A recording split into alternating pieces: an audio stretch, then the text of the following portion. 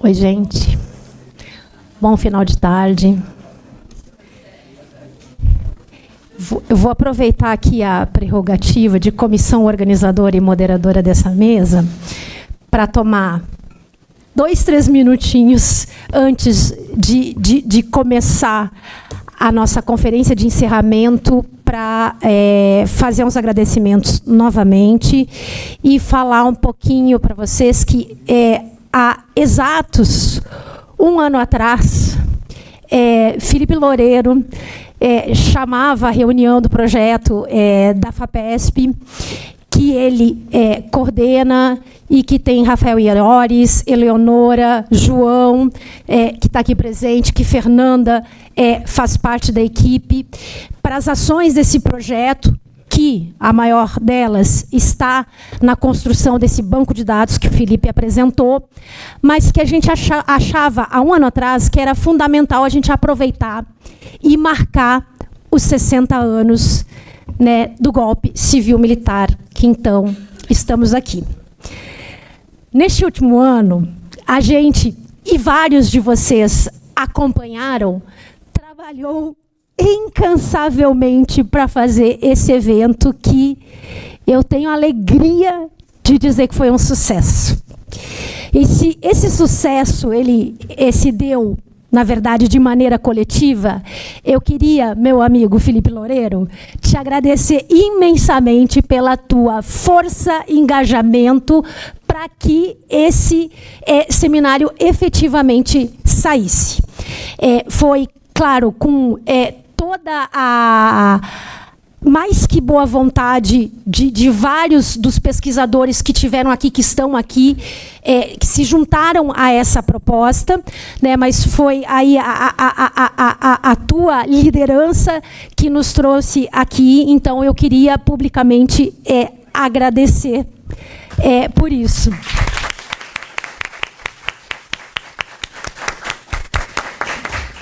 E já foi falado aqui desde ontem, estamos falando muito em resistência, e eu tive o ano passado a honra e o privilégio de fazer a conferência de encerramento com a Rosa Cardoso, do curso de Direitos Humanos da PUC-Rio, que o tema era o que resta da CNV.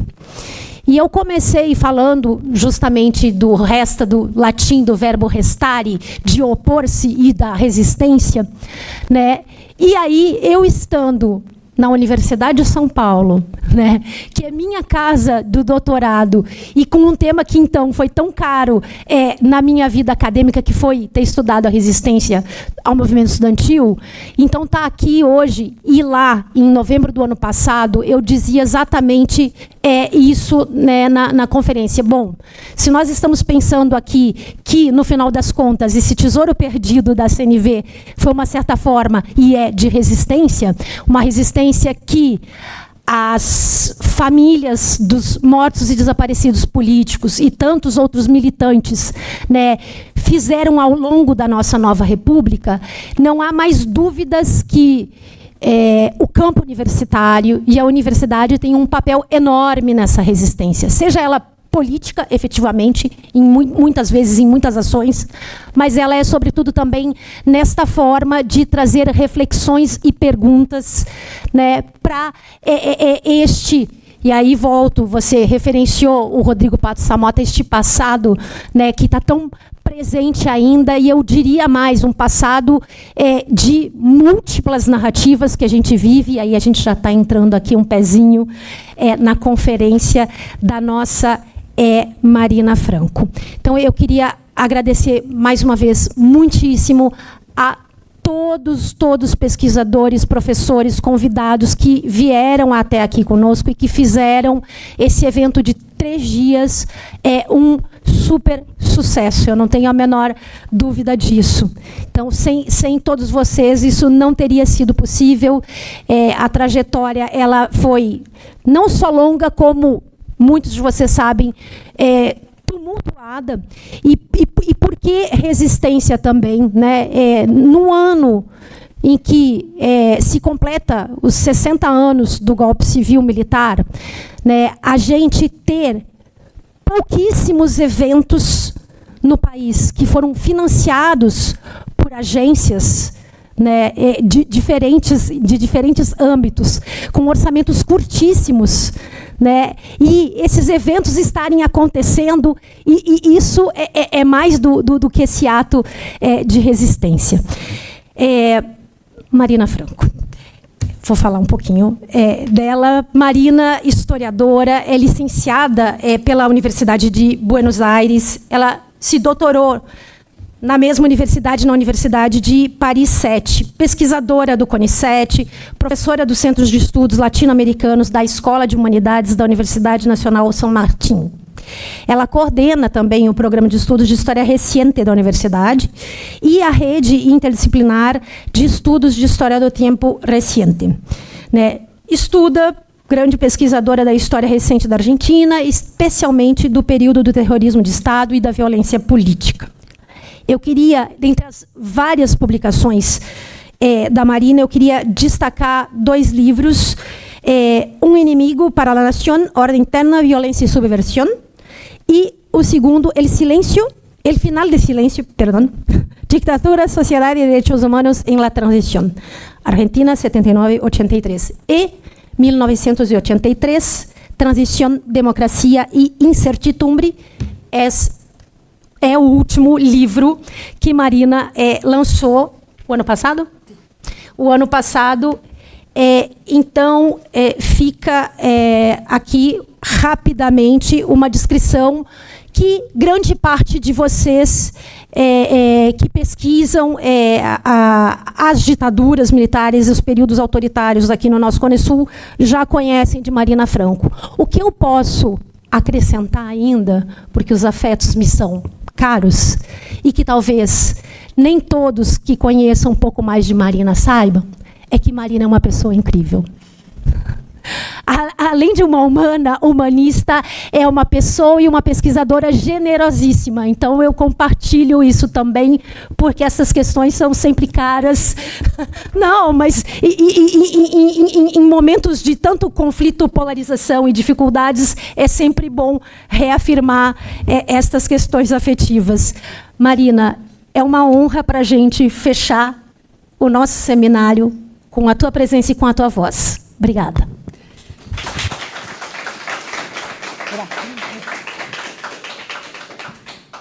Bueno, boa tarde, boa noite. Tengo que empezar diciendo que es una honra para mí que me hayan invitado a estar aquí con los queridos y queridas colegas brasileños. Realmente lo siento como una honra absoluta. Voy a hablar en español, como se imaginan, pero para controlar la velocidad de mi español voy a leer. Les pido por favor que si sienten que hablo demasiado rápido, me lo indiquen, no tengo ningún problema. Me importa que se entienda lo que quiero transmitir. Y antes de empezar, obviamente, quisiera agradecer a toda la organización, empezando por Fernanda, que no ha parado un minuto desde hace 3 días, gracias a Felipe, a Angélica, a Marco, etcétera, y a la USPI en general. Realmente me siento muy, muy honrada de estar aquí y me siento también un poco inquieta de tener la obligación de la conferencia de cierre, que como decía ayer Marieta, efectivamente es un poco pomposo tener que dar una conferencia. Bueno, dicho todo esto, les cuento. Cuando Angélica me convocó el año pasado, me pidió una conferencia sobre la transición a la democracia en Argentina en el marco de las transiciones a la democracia en el Cono Sur latinoamericano. El año pasado, cuando me convocaron, el tema me parecía claro, nítido, perfecto, y me sentí muy cómoda con ello.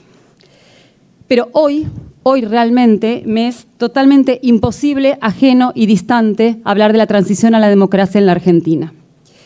Lo único en lo cual yo puedo pensar es en un presente de una urgencia social, económica y política extrema para la democracia en la Argentina. Y no solo en la Argentina, desde luego.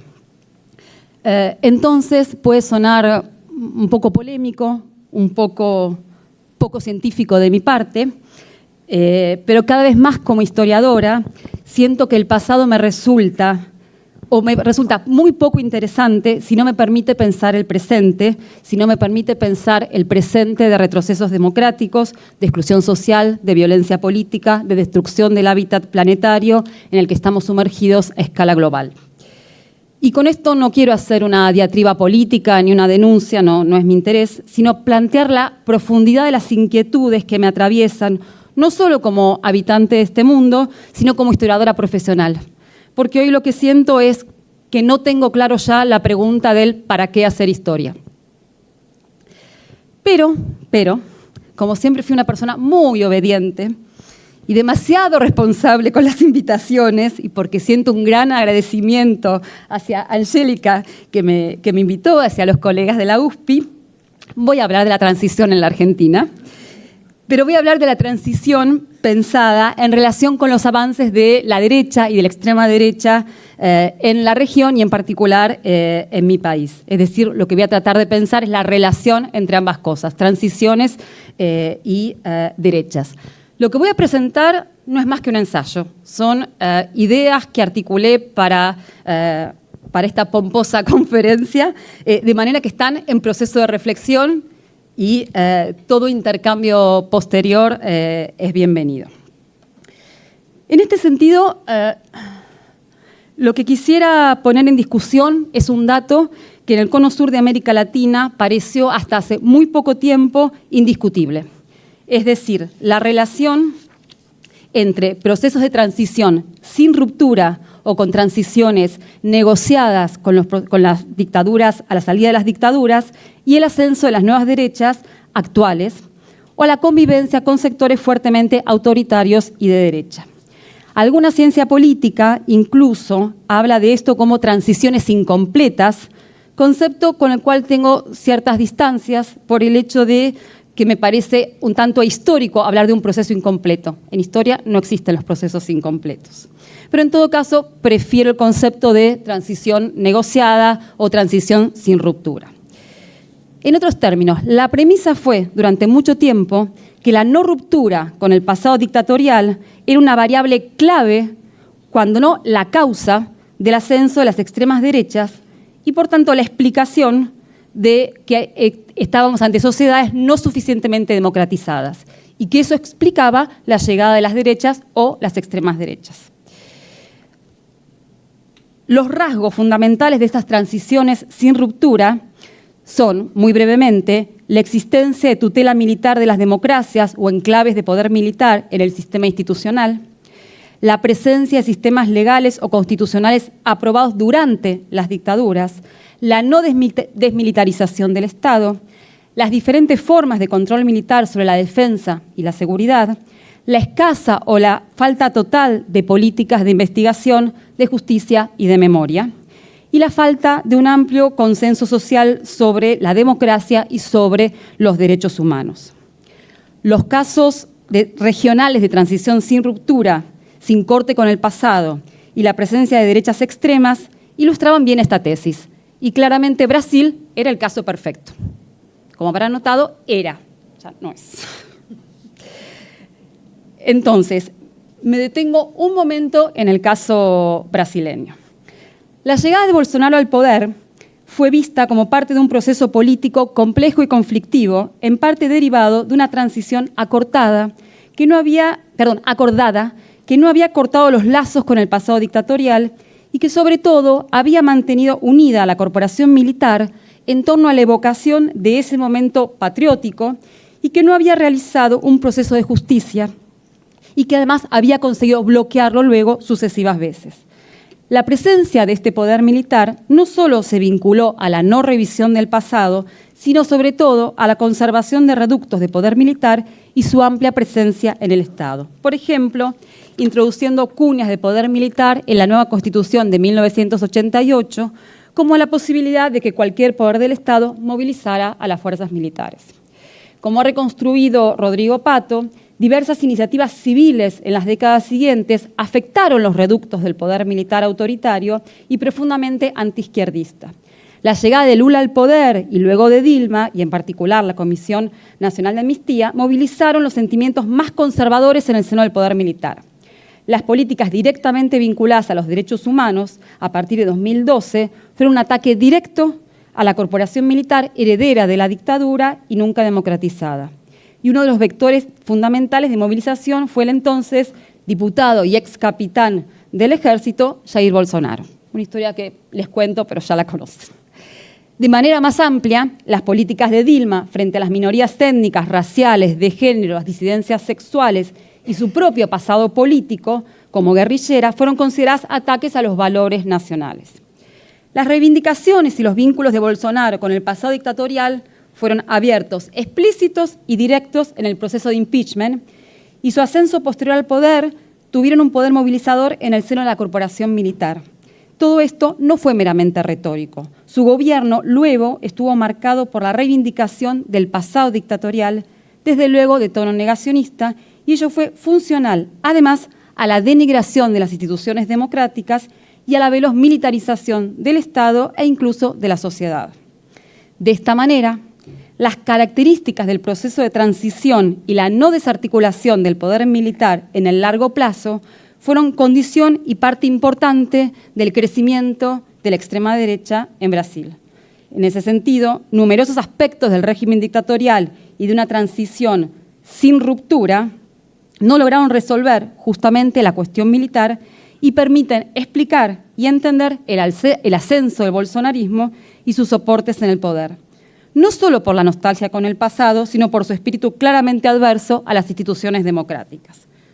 Cualquiera sean las vinculaciones de bolsonarismo con el ascenso de las nuevas derechas en el mundo, especialmente en Estados Unidos, las condiciones locales y las herencias transicionales tuvieron un rol absolutamente fundamental en el proceso brasileño. Ahora bien, ¿qué pasa con Chile? En el caso de Chile, tal vez no se trata tanto de pensar la extrema derecha, sino una sociedad profundamente derechizada de manera estructural, ¿sí? La llegada de Piñera al poder, aún sin ser de extrema derecha, y de todo el proceso del estallido social que se dio en Chile a partir del 2019, fue en buena medida también leído por el mundo académico como resultado de una transición inconclusa. De hecho, la historiografía chilena venía trabajando con la hipótesis de que la transición en Chile nunca había terminado y que la política y la sociedad chilena vivían bajo los efectos de un país remodelado por la dictadura, bajo la lógica del mercado y del autoritarismo. Tanto su estructura socioeconómica como la calidad y forma de sus relaciones sociales, laborales, escolares, sus estructuras políticas, contenidas y encuadradas por una constitución creada por Pinochet en 1980, todo ello era visto como resultado de una transición negociada y en parte concedida por un pinochetismo que no había soltado nunca los hilos del poder y que había constituido enclaves de poder autoritario en toda la estructura estatal y social chilena. Pero el problema es mayor incluso en Chile, porque además este modelo, digamos, de preservación de los valores dictatoriales y sobre todo procapitalistas, de mercado, etcétera, tenía y tiene un fuerte arraigo social. El neoliberalismo y el pinochetismo habían transformado a la sociedad chilena y Chile es un país con una memoria social totalmente partida al día de hoy entre los apoyos a Pinochet y su repudio, como han mostrado los trabajos de Steve Stern. En esa sociedad partida, la derecha tenía un peso preponderante para imponer sus políticas y para dar continuidad a un proyecto capitalista de alta exclusión social. Esto se manifestó especialmente en la explosión social del 2019, que mostraba el hartazgo de una buena parte de la sociedad con ese pasado y con esas herencias dictatoriales. Todo eso, más recientemente, dio lugar a la emergencia de una fuerte extrema derecha en torno a la figura de José Kast, que crece de manera hoy muy significativa. Aunque Kast no tiene vínculos directos con el pinochetismo, defiende claramente la experiencia dictatorial. ¿Qué pasa con Uruguay, nuestra Suiza de América? El caso de Uruguay es diferente en cuanto a la importancia de la extrema derecha, que parece mucho menor y mucho más reducida en términos cuantitativos. Sin embargo, esta diferencia es solo relativa. Y aquí confieso que yo me sorprendí cuando descubrí cuán parecido es el caso uruguayo al caso brasileño. Al igual que en Brasil, hay una relación directa entre los líderes de la extrema derecha y el pasado dictatorial como consecuencia de la no desarticulación de esos focos de poder desde el momento de la transición. Es decir, una transición sin ruptura, una transición acordada. El senador Guido Manini Ríos es el principal dirigente de Cabildo Abierto, el partido de extrema derecha uruguayo, y Manini Ríos fue hasta 2019 el comandante en jefe del ejército. Manini Ríos no reivindica la dictadura, pero justifica lo ocurrido en esos años y se opone a los actos de reivindicación de las víctimas de la represión estatal. Lo más interesante es que Cabildo Abierto es un partido que nace como partido de las Fuerzas Armadas, de lo que ellos llaman la gran familia militar. Militares retirados, activos, policías, etc. Muchos de ellos están comprometidos, hoy los miembros de ese partido están comprometidos por haber sido parte de la dictadura e incluso algunos de ellos están siendo investigados por crímenes de lesa humanidad. El propio Manini estuvo activo en bases militares donde aparecieron restos humanos y posteriormente estuvo entorpeciendo las investigaciones judiciales. Pero el punto fundamental del caso uruguayo es que esta extrema derecha hoy forma parte del gobierno, es decir, Cabildo Abierto es uno de los partidos que forma parte de la coalición de la derecha que gobierna, del gobierno de la calle Pou. Lo interesante es que Cabildo Abierto sacó solo el 11% de los votos, el porcentaje es muy pequeño si uno compara con Brasil o compara con la Argentina, las cifras son reducidas, pero este porcentaje fue un terremoto en el espectro político uruguayo. Fue la toma de conciencia de que la extrema derecha había llegado a Uruguay y después además se integró al gobierno. Una vez más, este caso podría ser unido junto con Brasil, Chile, Uruguay, como un ejemplo de transiciones que no desarticularon los enclaves de poder militar ni lograron realizar una ruptura con el pasado que construyera un claro consenso antidictatorial y antirrepresivo. Vale la pena recordar, además, que Uruguay, 2 veces consecutivas, en 1989 y en 2009, votó masivamente en plebiscitos que aprobaron la no revisión judicial de los crímenes de lesa humanidad. Por lo tanto, tenemos además consenso social en favor de la no justicia. De esta manera, los datos hasta ahora parecían coherentes y claros. Los procesos de transición truncos y las democratizaciones limitadas, junto con las herencias autoritarias, estaban directamente ligados a la presencia de derechas muy fuertes o de extremas derechas o de líderes de extrema derecha como figuras populares en estos países. Esto parecía tan claro que en el 2019, cuando Bolsonaro llegó al poder en Brasil, y ya desde el proceso de impeachment, en la Argentina se dijo con toda certeza, y lo voy a decir así con todo orgullo, a nosotros eso no nos va a pasar. En muchos países, es cierto, la denuncia de corrupción fue un gran articulador de la actividad beligerante de las derechas, en la Argentina y en Brasil especialmente, y un instrumento claro de desestabilización. Pero la calidad de la derecha argentina no podía, pensábamos nosotros, no podía en absoluto compararse con la derecha brasileña o con la derechización de la sociedad chilena. La derecha argentina se presentaba y era considerada como una derecha democrática a partir de un conjunto de valores adquiridos y compartidos. Pero más importante aún, más importante que lo que pasaba con la extrema derecha como fuerza política, más importante aún era que la sociedad argentina era una sociedad democrática, relativamente progresista, y la gran diferencia era la fortaleza de la construcción democrática de la Argentina anclada en la importancia del proceso de transición. Es decir, teníamos una transición que había roto con el pasado.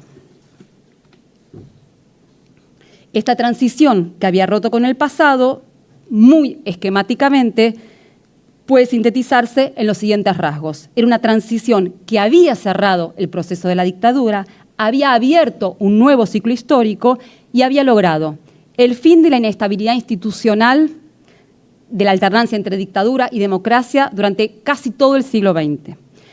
Había por fin legitimado la democracia como el régimen político legítimo y válido, y había legitimado la expansión de la ciudadanía social, política y económica como un objetivo de Estado.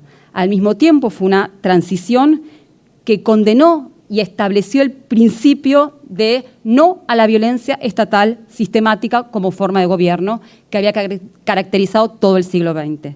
Y finalmente fue una transición que desarticuló completamente a las Fuerzas Armadas como actor político. Todo esto había dado como consecuencia, voy a agradecer, hago un pequeño paréntesis, para agradecer a Angélica que revisó el portugués de mi PowerPoint para no cometer errores. Si quedó algún error, es mío, no de Angélica. Decía entonces, la democracia argentina se presentaba como una democracia consistente, firme y consolidada. Las políticas de investigación y justicia de los años 80 y luego de los años 2000, durante 2 gestiones políticas de signo inverso, habían desarrollado políticas de justicia y de memoria que no solo eran políticas institucionales y políticas de Estado, sino que tenían un fuerte basamento social y habían sido muy apoyadas desde la escuela y desde el sistema escolar. Y quiero insistir en esto, la construcción democrática de los derechos humanos en la Argentina se hizo fundamentalmente desde el sistema escolar, pensando en lo que conversábamos ayer también a raíz de la conferencia de Marieta. El otro dato, pero voy a volver sobre el sistema escolar. Nada de lo que estoy contando es dorado. El otro dato fundamental de la consistencia de la democracia argentina era la construcción de un Estado completamente desmilitarizado en las áreas de poder y con unas Fuerzas Armadas democratizadas, sometidas a la autoridad civil, vaciadas de sus componentes autoritarios y sometidas a fuertes procesos de cambio en sus procesos de formación y capacitación profesional. Desde luego, estos procesos atravesaron varias décadas, pero después de los intentos golpistas de 1990, las Fuerzas Armadas quedaron definitivamente desarticuladas de poder político.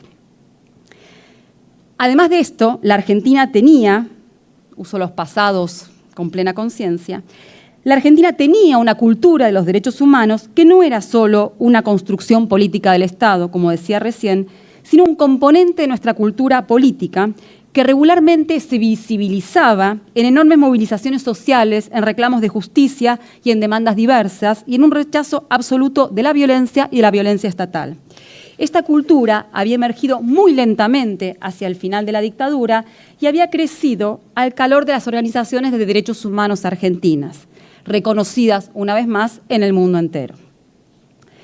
Más aún, esa cultura de los derechos humanos, a su vez, formaba parte de otro dato, que es la fuerza que históricamente tuvo en la Argentina la movilización social en la demanda de derechos de cualquier tipo. Derechos sociales, económicos, de género, etc. Y esta cultura de la movilización social se plasmó años después en otro tipo de luchas que fueron las luchas feministas por el aborto y contra la violencia de género. Y el último dato absolutamente relevante para pensar la solidez de la democracia argentina, en el que creo que no nos habíamos dado cuenta hasta ahora, es que la transición argentina, esta transición por ruptura, implicó el aprendizaje o la aceptación del juego democrático por parte de las derechas golpistas, que antes eran golpistas, y pasaron a incorporarse al juego democrático. Eso fue un cambio absolutamente troncal de la transición a la democracia que explica que hayamos tenido 40 años de estabilidad política. Como les decía, este es un dato poco considerado porque al hablar de la transición argentina en general se pone el acento en los procesos de justicia y en los procesos de memoria y en la desmilitarización del Estado. Pero es incluso más crucial el hecho de que las derechas hayan aprendido el juego democrático, porque es eso lo que explica la estabilidad posterior. Las Fuerzas Armadas argentinas salieron completamente derrotadas de la dictadura, pero las fuerzas civiles que antes habían sido golpistas salieron completamente airosas y sin ningún tipo de responsabilidad penal. salieron beneficiadas y enriquecidas en sus posiciones económicas y sus espacios de poder. Lo que terminaba era la presión golpista de parte de las Fuerzas Armadas. El mundo había cambiado y las formas de presión política ya no eran los golpes de Estado. La Argentina se había disciplinado y estas derechas tenían otras formas de intervención y otras formas de presión para las cuales no era necesario en absoluto un golpe de Estado. Así, desde 1983, comenzó a crecer la organización política partidaria de las derechas en forma muy acelerada en la Argentina. Estos datos parecen muy contundentes y diría que hasta hace 3 meses lo eran, y yo los hubiera sostenido como el gran orgullo argentino, para abonar la tesis, ya no la hipótesis, sobre la importancia, de la cual estoy convencida, de los procesos de justicia transicional, de los procesos de desmilitarización del Estado, de la importancia de desarmar los enclaves de poder autoritario y de la importancia fundamental de la apropiación social de la democracia como horizonte de la vida en común. Insisto en esto, la democracia en la Argentina parecía ser, otra vez el pasado, no solo un sistema político, sino fundamentalmente una forma de vida en común, tal como lo piensa Claude Lefort. La Argentina y su Pacto del Nunca Más eran el caso modelo de transición no solo para los propios argentinos y argentinas, sino para los progresismos y las izquierdas latinoamericanas. Y henos aquí, o henos allá, bajo la presencia de un líder de extrema derecha mesiánico con una política de destrucción malthusiana y violentamente autoritaria. Que muera el Estado, que mueran de hambre los pobres, que mueran de hambre los que tengan que morir, que mueran de hambre los enfermos, que mueran las formas del progresismo y sus valores. Y cuando digo que mueran de hambre los pobres y mueran de hambre los enfermos, es literal. O sea, se han recortado políticas que tienen que ver con eso. No estoy usando una metáfora. Entonces, la gran pregunta es, ¿cómo se explica el ascenso de una extrema derecha furibunda en un país con las políticas estatales de transición, de justicia, de investigación, de memoria y de democracia como tuvo la Argentina durante 40 años? La primera conclusión es obvia y es de alcance regional. Nos obliga a todos a repensar nuestras propias premisas previas. No hay relación unívoca entre el ascenso de las extremas derechas y las formas de los procesos transicionales de las últimas dictaduras. Puedo reformularlo o podemos reformularlo. Las transiciones pactadas, las democratizaciones limitadas, las herencias y los enclaves dictatoriales parecen ser condición de posibilidad para el ascenso de las derechas en los países con transición sin ruptura. Caso Brasil, ¿sí? Pero no son necesariamente la causa, ni tal vez tampoco la condición determinante. Este ascenso de las extremas derechas se produce y se alimenta en cada país de condiciones locales propias y específicas. El rasgo que parece común a todos los casos es la reacción antiprogresista a ciclos políticos o sociales vistos como de cierto avance social, progresismo, populismo en su versión denigrada. Esta reacción se articula en cada país desde lugares completamente distintos. En Brasil, sin duda, las características del proceso transicional y las herencias autoritarias fueron condición local fundamental para la llegada de Bolsonaro y de la extrema derecha. En la Argentina no, e incluso tal vez sea precisamente al revés. Es decir, es el peso del progresismo y de esa cultura de la democracia la que explican algo del carácter tan brutal y tan virulento y tan reactivo de la derecha actual. La extrema derecha argentina no se centra ni se constituye en la reivindicación de la dictadura, ni tampoco se alimenta de ella. El tema está presente, pero no es su eje, ni tampoco surge de ahí. Desde luego tenemos una vicepresidenta cuya agenda es la negación de la dictadura y contraria a los derechos humanos, pero no está ahí la clave que explica la extrema derecha argentina.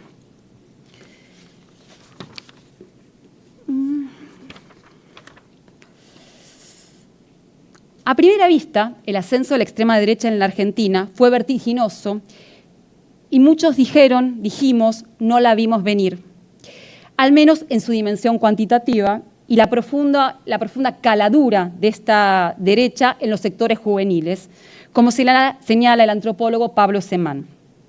Para muchos, la aparición de esta extrema derecha en la Argentina fue una sorpresa extrema. Para ilustrar brevemente este proceso de la llegada de la extrema derecha en la Argentina, lo que les voy a proponer es un recorrido muy breve por algunas escenas de la vida política argentina de los últimos 40 años. La selección es arbitraria, podría haber elegido otras, y en todo caso es una selección que también podría ser discutible. Pero lo que me interesa es que de las escenas que voy a mostrar, todas ellas, excepto la última, fueron en su momento celebradas como parte de la fuerza de la democracia en la Argentina, como la fuerza de la cultura de los derechos humanos, la fuerza de la movilización social de la Argentina, como la fuerza del pacto del nunca más. Es decir, todas, excepto la última, sirvieron de ratificación de aquello que éramos. Primera escena, 1987. Entre 1986 y 1990, con el proceso de justicia e investigación iniciado por el primer gobierno democrático de Raúl Alfonsín, se produjeron sucesivos levantamientos militares que amenazaron la estabilidad democrática. El más importante de ellos fue durante la Semana Santa de 1987, cuando se produjo la sedición militar llamada Cara Pintada, en demanda de amnistía por las violaciones a los derechos humanos, porque los militares estaban siendo juzgados. El dato novedoso de ese levantamiento militar fue, por primera vez en la historia argentina, una enorme movilización social y de todo el arco político partidario que se movilizó en defensa del régimen democrático y en apoyo del gobierno.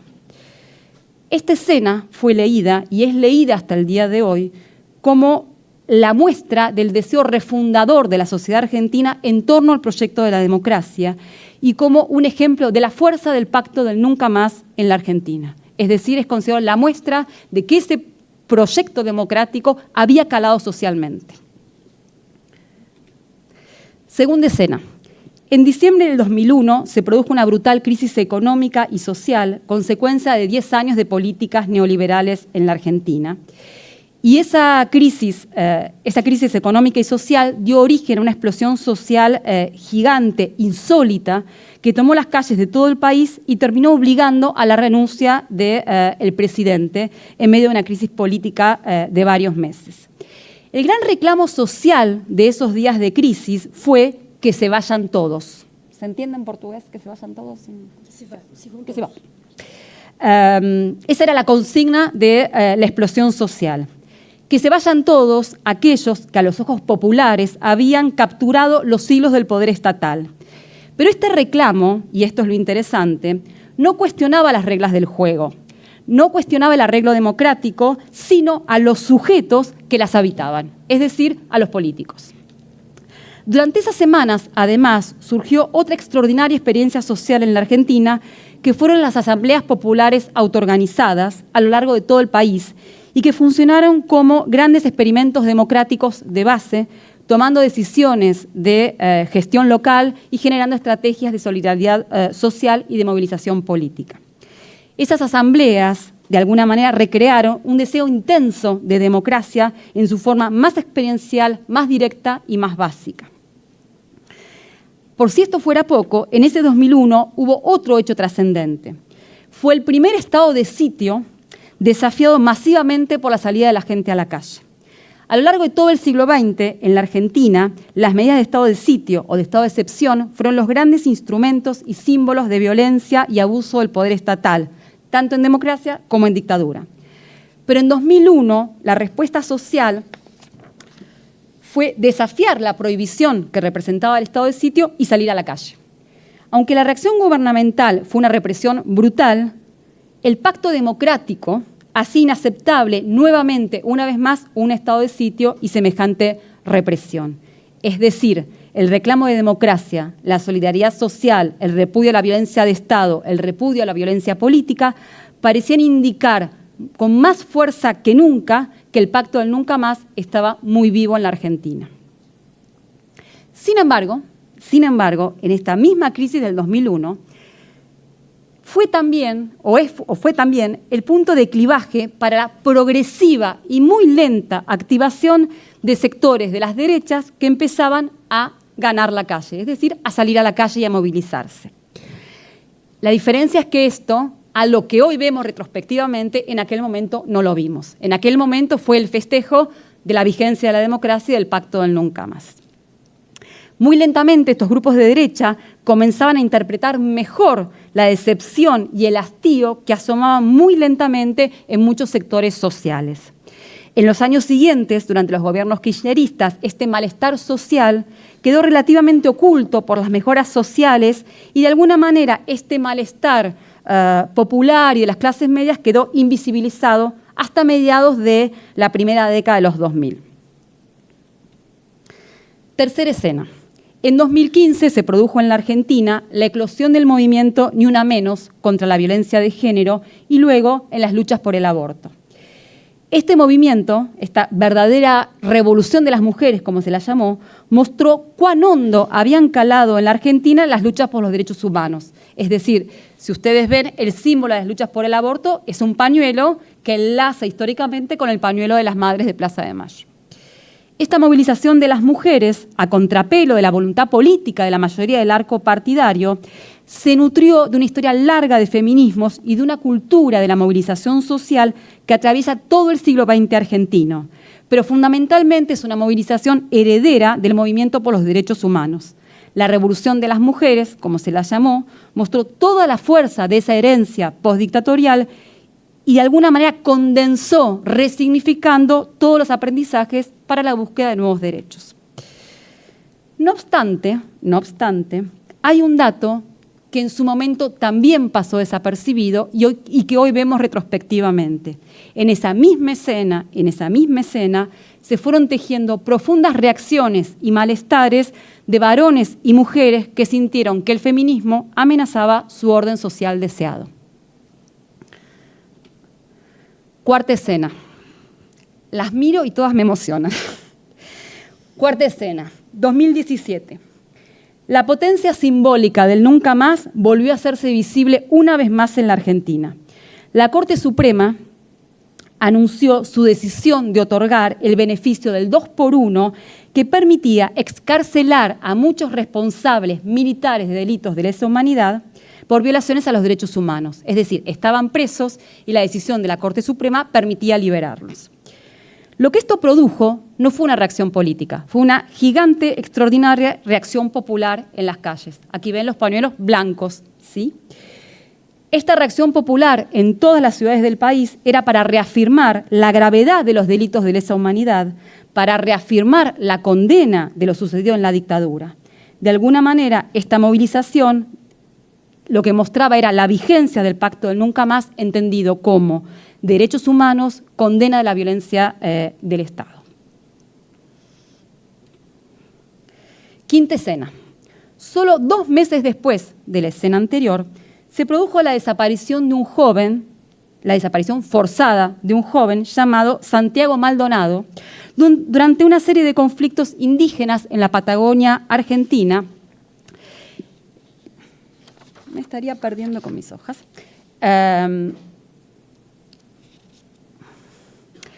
Se produjo la desaparición forzada de Santiago Maldonado, que era un joven que formaba parte de una serie de movilizaciones de sectores indígenas en la Patagonia argentina. La supuesta desaparición de Santiago Maldonado produjo una enorme movilización social que consideraba que era inaceptable que siguieran desapareciendo personas de manera forzada en la Argentina, un país que se había democratizado y donde el Pacto del Nunca Más era absolutamente fuerte y vigente. En ese momento, la profunda protesta social contra la desaparición de Santiago Maldonado fue leída, y en particular por el mundo académico, como la ratificación de qué fuerte era la democracia argentina, qué fuerte había calado el Pacto del Nunca Más. Hago un pequeño paréntesis. Si observan a Santiago Maldonado, es bonito, es blanco, es educado. La movilización social fue por alguien con esas características. Cuando desaparece un joven indígena, no hay movilización social. En todo caso, el momento de la desaparición de Santiago Maldonado también dio lugar a la eclosión de innumerables discursos de matriz conservadora y nacionalista que cuestionaban los derechos de los pueblos originarios y revivieron condenando a los pueblos originarios a partir de figuras autoritarias del enemigo interno y el complot del pueblo mapuche contra la nación argentina. De manera más amplia, la movilización contra el reclamo por Santiago Maldonado dejó a la vista la violencia y el odio étnico y de clase recrudecidos del que son víctimas numerosos sectores de la población argentina, desde los pobres hasta los pueblos indígenas y las organizaciones sociales de trabajadores informales o desocupados. Este odio que emergió en el momento de la desaparición de Santiago Maldonado tiene una historia muy anterior que se remonta a todo el siglo XX, por no ir más atrás en el tiempo. Un poco pensando en las violencias de largo plazo que planteaba también Regina. Sexta y última escena. Esta escena es distinta y rompe toda la serie anterior. En 2022 se produjo el intento de asesinato de Cristina Fernández de Kirchner, por entonces vicepresidenta del país. El episodio hizo clamar a amplios sectores progresistas por la vigencia del nunca más, del pacto del nunca más. Es decir, en la Argentina no hay violencia política. Esto es inaceptable. Pero no todos los líderes partidarios condenaron el atentado y en realidad lo que el atentado permitió ver fue hasta qué punto se habían establecido y circulaban en el seno de la sociedad argentina de sectores altos, medios y bajos profundos odios contra las formas del kirchnerismo, contra el progresismo y en general con todo aquello visto como popular. Y en ese momento todo esto empezó a ser acicateado, estos discursos de la violencia y del odio empezaron a ser empujados y acicateados por los movimientos de extrema derecha cada vez más virulentos y más reactivos. Ahora bien, como fui tratando de mostrar, durante todos estos episodios, las voces públicas del progresismo y, por supuesto, del mundo académico a la cabeza, celebraron la fuerza de la cultura democrática argentina. El balance de todos estos episodios, excepto el último, era la fuerza del pacto del nunca más en nuestro país. Los datos negativos pasaban veladamente, tenían menos impacto, menos visibilidad y menos eco mediático, pero ahí estaban. Cuando sucedió el intento de asesinato de Cristina Fernández de Kirchner, muchos analistas empezamos a advertir que ese supuesto pacto no existía más y que estábamos viviendo bajo una ilusión, si es que alguna vez ese pacto existió. Y que la democracia se estaba transformando en una palabra completamente vacía en la medida en que la población argentina llevaba 40 años de empobrecimiento por procesos heredados de la dictadura y por otros procesos nuevos y agravados en espiral. Entonces empezamos a advertir que le estábamos hablando a jóvenes, especialmente en las escuelas, y vuelvo al problema de las escuelas, que le estábamos hablando a generaciones jóvenes en las escuelas con un discurso sobre la democracia, con un discurso sobre los derechos humanos, que no decía nada a esos jóvenes y que sobre todo no les hablaba de su realidad inmediata. Les hablábamos de una democracia que da de comer, que cura, que educa, y la experiencia de esos niños y de esas niñas era todo lo contrario. Pero lo que en ese momento no advertimos, o al menos yo, es la magnitud del fenómeno. Es decir, la magnitud del fenómeno del ascenso de la extrema derecha es un fenómeno de múltiples dimensiones. Pero una de ellas, la fundamental, vengo a decirlo, es que la democracia en la Argentina es incapaz de generar inclusión social y bienestar de manera sostenida. Es una democracia que dejó a varias generaciones sin horizontes ni expectativas de futuro. A esto hay que agregar otras dos variables, la generación y el género. Las investigaciones, entre otros, de Gabriel Kessler y Melina Vázquez, coinciden en indicar la fuerza del corte generacional del voto a Milei. Pero la impugnación de los jóvenes no es meramente a la falta de expectativas, es decir, no están reaccionando solamente a una democracia que empobrece, no están reaccionando solamente a esta falta de bienestar o de inclusión social. En realidad, lo que está apareciendo, lo que muestran las investigaciones en los sectores juveniles, es una descripción ideológica completamente convencida a los valores de la extrema derecha. Es decir, es una descripción no por defecto, sino una descripción consciente e informada que elige los valores de la extrema derecha. Según varias investigaciones recientes de diversos equipos de sociólogos y antropólogos, estos jóvenes se autoidentifican con la derecha, tienen preferencias pro mercado, creen que aumentar los impuestos es un ataque a la propiedad privada y que las ayudas sociales del Estado generan gasto o generan gente que vive a costa del Estado. Estos jóvenes tienden a pensar que los cambios en materias de género y de diversidad sexual han sido excesivos y que han avanzado demasiado rápido. Por lo tanto, lo que define a estos jóvenes de extrema derecha no es el malestar económico o la pasividad política, sino su acuerdo activo con el proyecto que propone la extrema derecha en la Argentina. En esto hay además una fractura de género, ¿sí? Los votantes jóvenes de la extrema derecha en la Argentina son mayormente varones, aunque hay muchas mujeres. Según las investigaciones relevadas por estos colegas, la grieta ideológica entre varones y mujeres de la llamada generación Z, menores de 30 años, es acerca de 30 puntos. El fenómeno, de todas maneras, no es un fenómeno argentino, es un fenómeno global. Según los distintos países, la grieta ideológica entre hombres y mujeres es entre 30 y 25 puntos porcentuales. Y está registrada para países como Estados Unidos, Alemania, Inglaterra, Polonia, Corea del Sur, China, Túnez. Es decir, es un fenómeno global. Desde luego, estas divergencias varían según los países. Por ejemplo, en Europa es mucho más fuerte la tensión frente a los procesos migratorios, mientras que eso no parece ser un problema, por lo menos en la Argentina. Y esto me lleva al carácter global de las extremas derechas. Este carácter global es claro si se observa la coincidencia temporal del fenómeno en muchos lugares del mundo a la vez. Sin embargo, a mi gusto, el carácter global explica poco. En cada país hay variables y un pasado específico que explica la presencia de estas extremas derechas. Italia, Hungría, Estados Unidos, Francia, Chile, Uruguay. Cada uno de estos países es hoy escenario del ascenso de las extremas derechas. Es un proceso tan diverso como global, pero creo que es sobre todo diverso y luego global.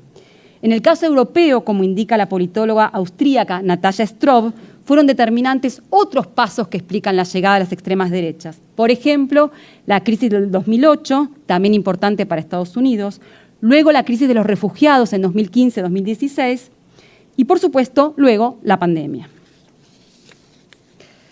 Ahora, si nos alejamos de la escala global, si miramos en la escala regional latinoamericana, o por lo menos del Cono Sur, un rasgo común no es tanto el proceso de transición, y vuelvo al proceso de transición, el rasgo común no es tanto esas transiciones como la reacción a los ciclos progresistas de la década de los 2000. En efecto, este rasgo que parece común a todos es la reacción ante los ciclos políticos y sociales vistos como populistas y de cierto avance social. Lula, Mujica o el Frente Amplio en Uruguay, el kirchnerismo en la Argentina, etc. Ahora bien, este es un rasgo común, otra vez, pero tampoco diría que es la causa única o determinante. Entonces, ¿cómo explicar las extremas derechas? El fenómeno se explica por variables locales de cada país, pero se nutre de un contexto global y regional que estimula y retroalimenta. Este carácter global y la sincronía regional antiprogresista no modifican la importancia de las causas y las variables locales de cada país. De esta manera, vuelvo, la transición brasileña es crucial, o sea, la transición sin ruptura en Brasil es crucial para entender el fenómeno Bolsonaro. El imaginario y la cultura liberal de la sociedad chilena son fundamentales para entender las derechas de hoy en Chile. Y las características de la transición argentina tienen muy poca importancia para entender la llegada de la extrema derecha de la Argentina al poder.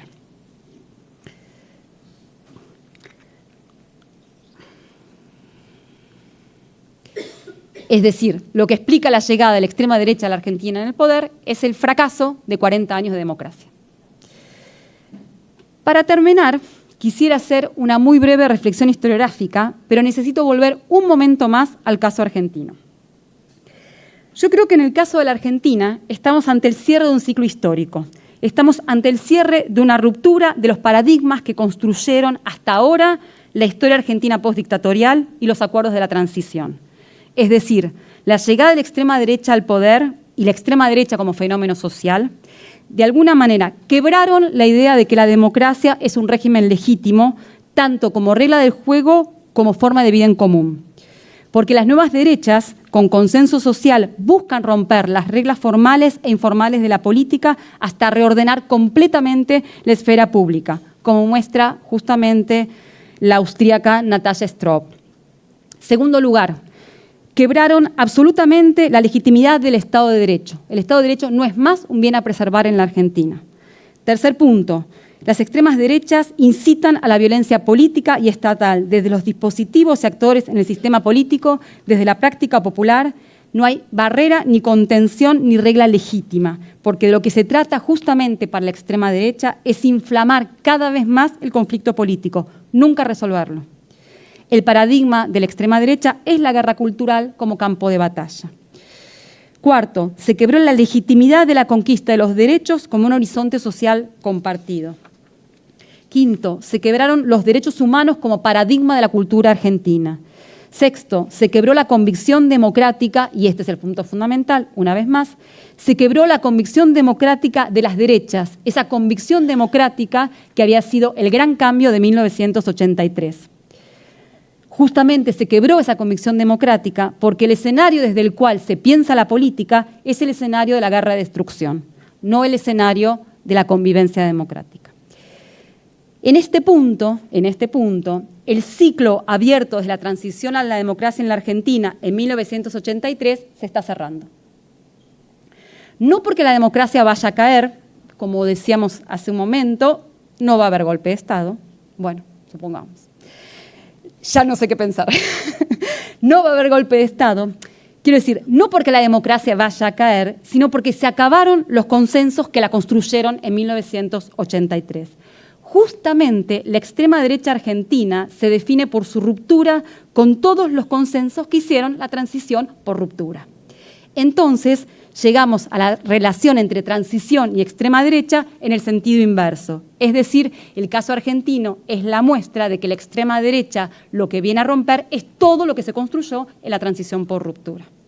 Entonces, por una vía o por la otra hay una relación muy compleja entre extremas derechas y transición o construcción democrática.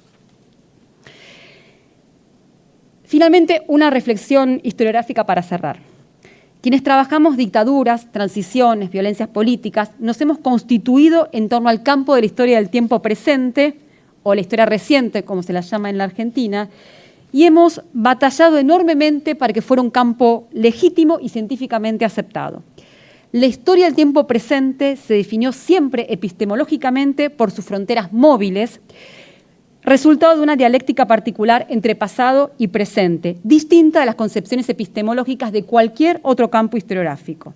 Es decir, la historia del tiempo presente no se definía por un año, un hito, un momento histórico, sino que su inicio variaba, en todo caso, según el proceso histórico y según aquellos problemas y temas que constituían parte del presente de cada sociedad. Más aún, la historia del tiempo presente tiene cronologías distintas en cada país, ¿sí? Entonces, esta historia del tiempo presente se define siempre por ser móvil según los países, las sociedades y los conflictos de cada país. Entonces, para terminar, quisiera proponer una premisa que solo la voy a enunciar para el caso argentino, pero que podría ser pensable más allá. En la Argentina, la historia del tiempo presente tiene que ser repensada a la luz del proceso actual. Siempre se dijo y se sigue sosteniendo que la historia del tiempo presente en la Argentina empieza en 1955 con la caída de Perón. Pero a la luz de estos nuevos ciclos históricos, creo que esa frontera móvil que constituye la historia del tiempo presente se inicia en 1983, justamente con las consecuencias de la dictadura y con la transición, no antes. De hecho, incluso para el caso de Brasil, Mogi Giró justamente también propuso que Bolsonaro representaba una ruptura del ciclo político de la nueva república. En todo caso, no me interesa en absoluto una batalla por las fechas o por definir cuándo empieza la historia del tiempo presente en un país o en otro. Lo que quiero señalar es que la historia de estas décadas democráticas debe pasar a ser agenda fundamental de esta historia del tiempo presente, como de hecho ya viene proponiendo Angélica hace bastante tiempo. hacerse cargo de las décadas más recientes, hacerse cargo de las décadas democráticas, parece una tarea ardua y demasiado cercana en el tiempo. Pero cada vez siento más que es la única tarea que vale la pena hacer, por lo menos hoy, ahora, desde el presente de mi país. Gracias.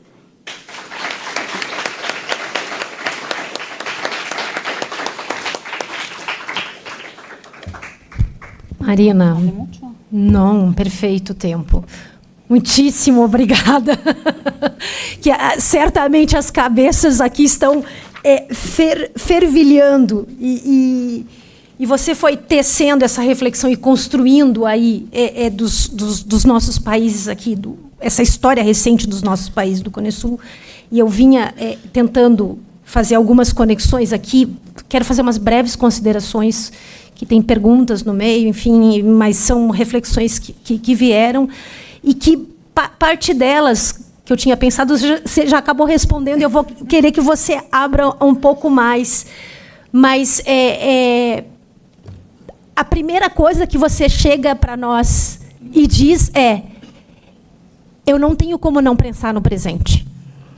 Mas eu sou disciplinada, então me pediram para falar da justiça de transição, então eu vou falar. Mas o que você acabou de fazer para a gente foi uma aula de história do tempo presente, sem dúvida nenhuma. Porque se a gente está vivendo efetivamente nesse presente onipresente, que a gente não tem mais nenhum horizonte de expectativa, não é efetivamente o papel, embora isso talvez seja um pouco forte para colocar na mão dos historiadores, mas sim o papel da história de tentar abrir brechas para um futuro e aí sim olhar para esse passado recente. E aí eu tenho plena convicção também, você acabou de falar o que a Modi falou, e pensando no caso do Brasil, esses 10 últimos anos da história política brasileira, eles são fundamentais para tentar se entender. E eu vou voltar essa questão aqui da CNV para pensar mais um outro ponto que eu queria aqui falar com você. Mas aí você fala, né, dessas extremas direitas que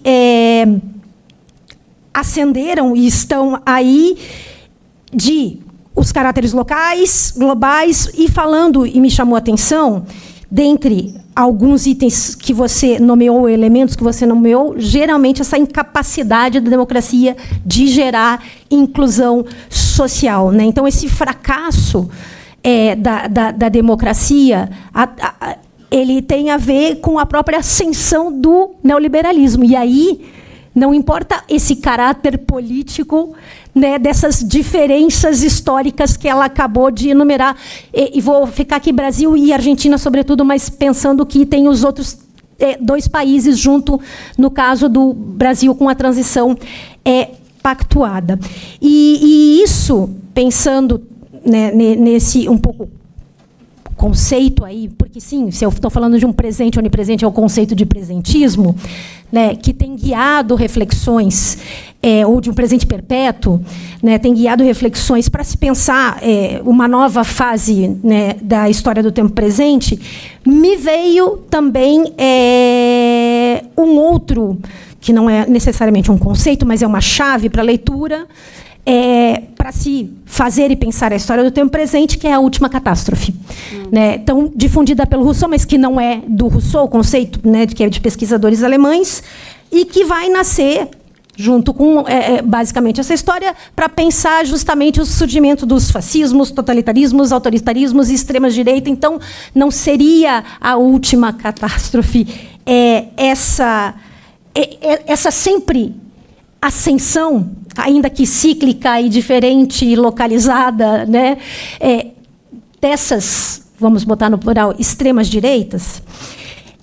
E aí, uma pergunta que a gente já se faz aqui, sobretudo no âmbito do Observatório do Tempo Presente, que o laboratório que a Francine Egelski e eu coordenamos lá no curso de História da UF, que ele nasceu justamente desse momento brasileiro, né, com o impeachment da Dilma, E eu, professor de História do Brasil República, querendo dar aula de nacional desenvolvimentismo, Rafael, e tinha votação na Câmara dos Deputados e os alunos não deixavam simplesmente a gente seguir com os cursos, porque a gente tinha que falar do que estava acontecendo. E aí eu me pergunto, última catástrofe para quem? Por quê?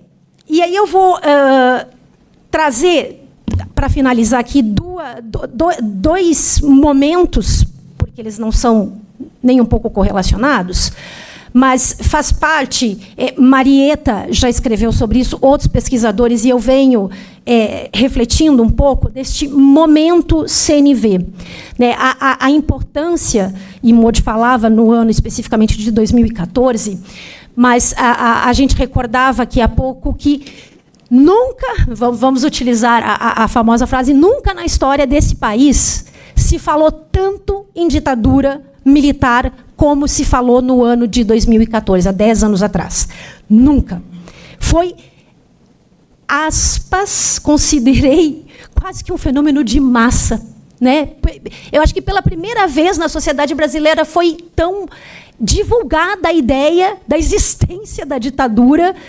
E isso teve uma influência, claro, dos 50 anos, do trabalho da CNV, mas também a própria mídia, que ajudou e divulgou enormemente, né, aquele trabalho e que pôde, então, trazer, de uma maneira mais aberta e concreta, a existência desse passado ditatorial, no caso brasileiro. E aí, a pequenos passos, com todas as conjunturas específicas, políticas, econômicas, a gente vê o impeachment da Dilma e o Bolsonaro.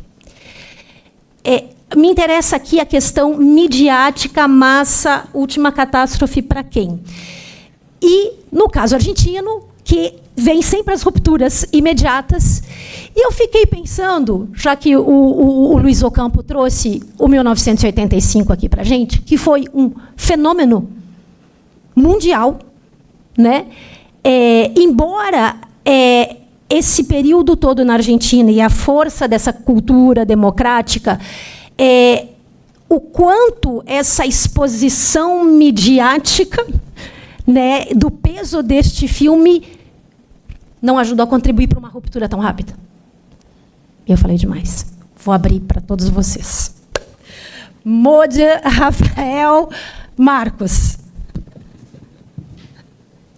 Boa noite. Muito obrigada, Marina, por essa conferência que eu escutei perfeitamente, entendi tudo o que você falou, fico muito orgulhosa de mim. Então, eu tenho uma pergunta e um comentário.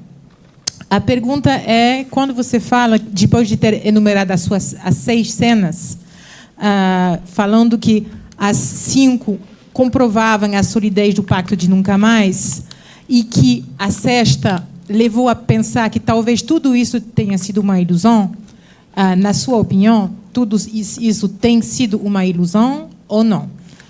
Explicando um pouco melhor, tudo que você explica dá a impressão que existe uma enorme capacidade de mobilização em defesa dos direitos humanos, do Estado de Direito e da democracia, mas não demonstra um consenso. Mostra que uma parte da população construiu uma capacidade enorme de mobilizar, uma cultura da rua, da resistência, mas não testemunha de algum consenso.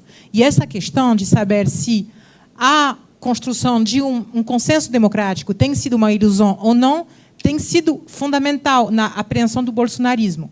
Havia sempre, no final dos eventos, o debate entre as pessoas que falavam a gente não percebia a que ponto, nas famílias, nas relações, no infrapolítico, as pessoas tinham saudade da ditadura, não tinham compreensão das vantagens, da qualidade do novo regime, e o Bolsonaro falou mais alto do que muita gente falava, baixinho. Outras pessoas que falavam, não é bem assim. E o que aconteceu que, numa situação de crise econômica, moral, das instituições democráticas e de empoderamento da direita na escala mundial, aí houve uma aceleração e uma ampliação dessas imaginárias. Então, a minha pergunta é isso, ilusão ou não? A segunda é mais uma... Eu acho que não sei se eu entendi, se eu discordo, se eu não discordo com você, mas quando você fala que estamos na Argentina no final de um paradigma, porque você lista a democracia tal qual foi refundada em 83 no Pacto de Transição, fim da ideia que a democracia é um regime político legítimo e respeito do Estado de Direito. Eu acho que no olhar da maioria das pessoas que votam para a extrema-direita, não é nada uma escolha autoritária. Ao contrário, é uma regeneração da democracia. As pessoas que votaram para... Peraí. Que votaram para Trump, Bolsonaro, pensam que estão devolvendo a soberania para eles, para o povo. Porque quem tinha roubado é a casta, é o Estado, são os funcionários, aqueles que acham que os direitos que não estavam sendo respeitados, finalmente estão, porque estavam sendo mobilizados. E o direito de criar uma empresa, de não estar limitado pelo Estado que impede o exercício do direito. E acham que a violência política e a violência completamente compatível com uma democracia no olhar deles, que se defender é um direito, ter arma é um direito, num imaginário que existe nos Estados Unidos muito forte. E pegando cada um dos seus itens sobre o que define a democracia, acho que se você conversa bastante com um eleitor de Bolsonaro, de Milei, diversos, vão te explicar que justamente estão refundando alguma coisa que percebem como democracia. E isso, depois termino, acho que muito conectado com essas novas extremas-direitas, que não são as mesmas do que 40, 50 anos atrás, são extremas-direitas que se repensarem para se adaptar de alguma maneira aos sistemas existentes, à negociação, se adaptarem ao sistema. São extremas-direitas que negociam. Até o Milei negocia. O Bolsonaro negocia. Mal, mas... essas pessoas finalmente deixaram o poder, o Bolsonaro, o Trump. Ou seja, não é a mesma coisa. Mas Milei não é Bolsonaro. Não, eu sei. Eu tenho uma representação que é distorcida por isso. Mas tem alguma limitação das capacidades repressivas, por exemplo. Ou seja, não tem a mesma repressão do que nos anos 70. Porque tem olhar... Enfim, então, são outro tipo de extrema-direita e que não se pensa como autoritário e, sobretudo, grande parte do eleitorado, ao contrário, pensa que é a regeneração da democracia. Aí já tem um monte de coisa para você falar, meu Deus. Mas, não, tentar ser rápido.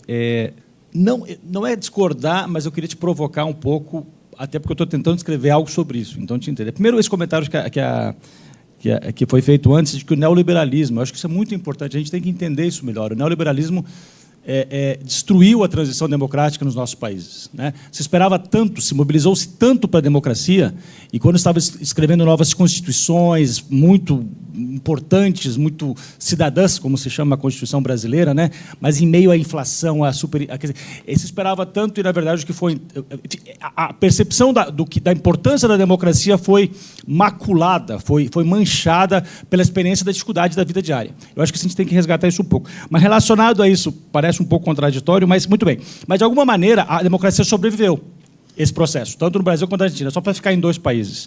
E aí nós temos esse processo, não quero entrar nos detalhes, mas vamos chamar aqui dessa onda rosa, ou seja, esses governos, kirchnerismo, lulismo, né? Essa coisa que, primeiro, ela cria uma dificuldade extra para a direita, ainda democrática, voltar ao poder. Macri não poderia ter sido eleito agora, não ia conseguir. Assim como o Aécio não conseguiu, né? Então a direita democrática, ainda, em algum grau democrática, não sabe mais como voltar ao poder, né? Você tem a crise global de 2010, 2011, enfim, que chegou ao Brasil em 2012, depois da Marolinha, que então se vê como oportunidade para se rearticular uma forma de voltar ao poder. Aí se volta, né, uma coisa que eu acho que acontece em parte dessa guinada da direita, extrema-direita no mundo, que é essa coisa da política, articulação da política de ressentimento, que é muito forte no Brasil, acho que em várias camadas sociais, mas especialmente na classe média, essa ideia de que eu estou perdendo o meu status social, né? Primeiro econômico, racial e econômico no Brasil, e também aí a parte conservadora, que junta a classe média e a classe C, que é uma visão mais conservadora de relações de gênero, de outras questões. Aí você tem essa percepção de que está mudando muito rápido a sociedade, não na direção que eu quero. Isso, digamos assim, isso é um substrato difuso, mas que num contexto onde a direita tradicional está querendo voltar ao poder, você tem aí um receituário global, né, que é articulado. Eu estou querendo não é te desafiar, mas tipo assim, eu acho que talvez a gente tenha que, sim, sempre é local, mas esse contexto, né, essa tempestade perfeita do global, ou pelo menos do regional que está acontecendo, para a gente ficar um pouco nisso, né, eu acho que tem que talvez a gente pensar um pouco nisso, porque é algo novo no contexto. Que a gente tinha a transição que ocorreu ali um pouco no final, que se consolida no final da Guerra Fria, né? Quer dizer, tem esses ecos gerais que ecoam aqui. E agora você tem um novo, uma rearticulação de um receituário que, claro, vai ser aplicado com características locais, mas que, eu acho, talvez só voltar um pouco isso, fazer essa articulação entre o regional, o global e o local. Enfim, o seu livro vai fazer isso, lerei, mas, não sei, várias questões. Não vou entender nada.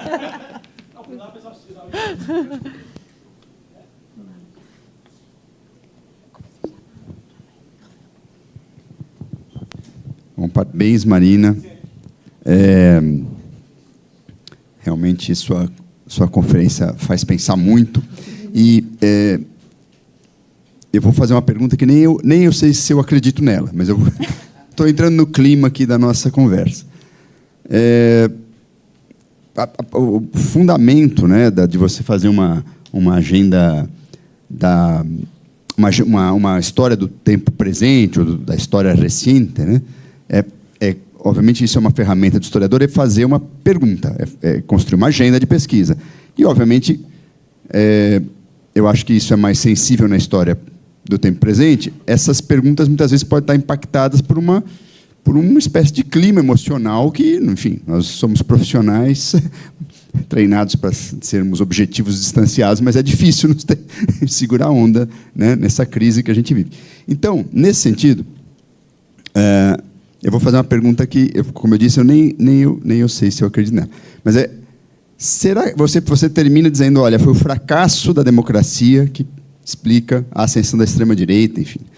Eu vou fazer a pergunta oposta. Será que exatamente não foi o relativo sucesso das democracias em relação à nossa própria história de América Latina que provoca essa ascensão da extrema-direita?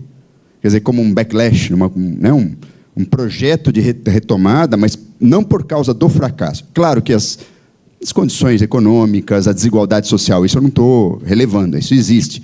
Mas, por outro lado, no caso do Brasil, isso é muito patente. Exatamente depois de uma ascensão forte da classe D para a classe C, é que você tem uma onda conservadora. Quer dizer, é um sucesso até econômico, no certo sentido.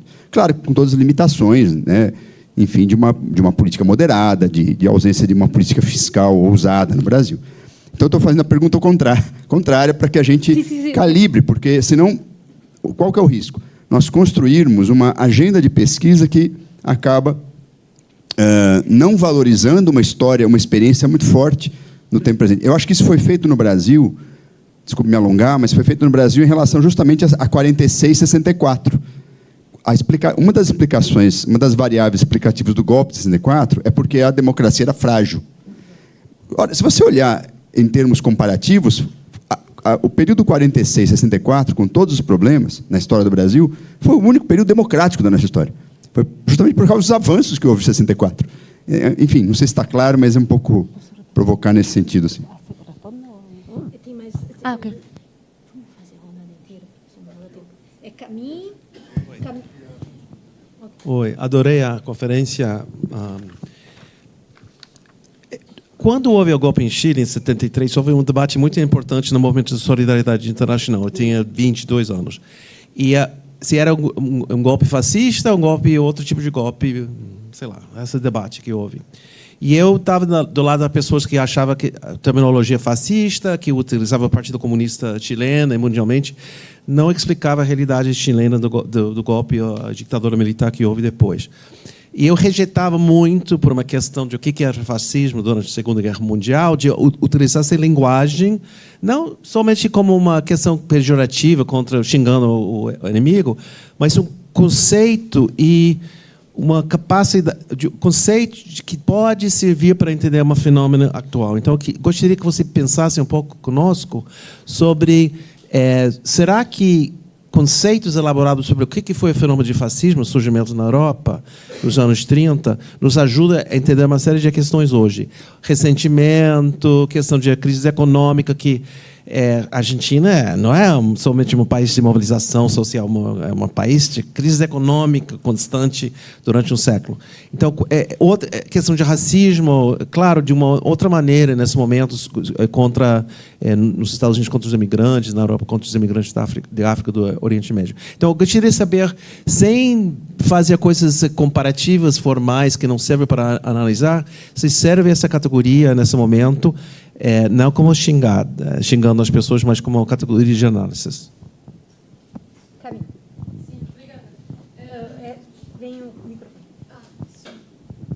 Obrigada.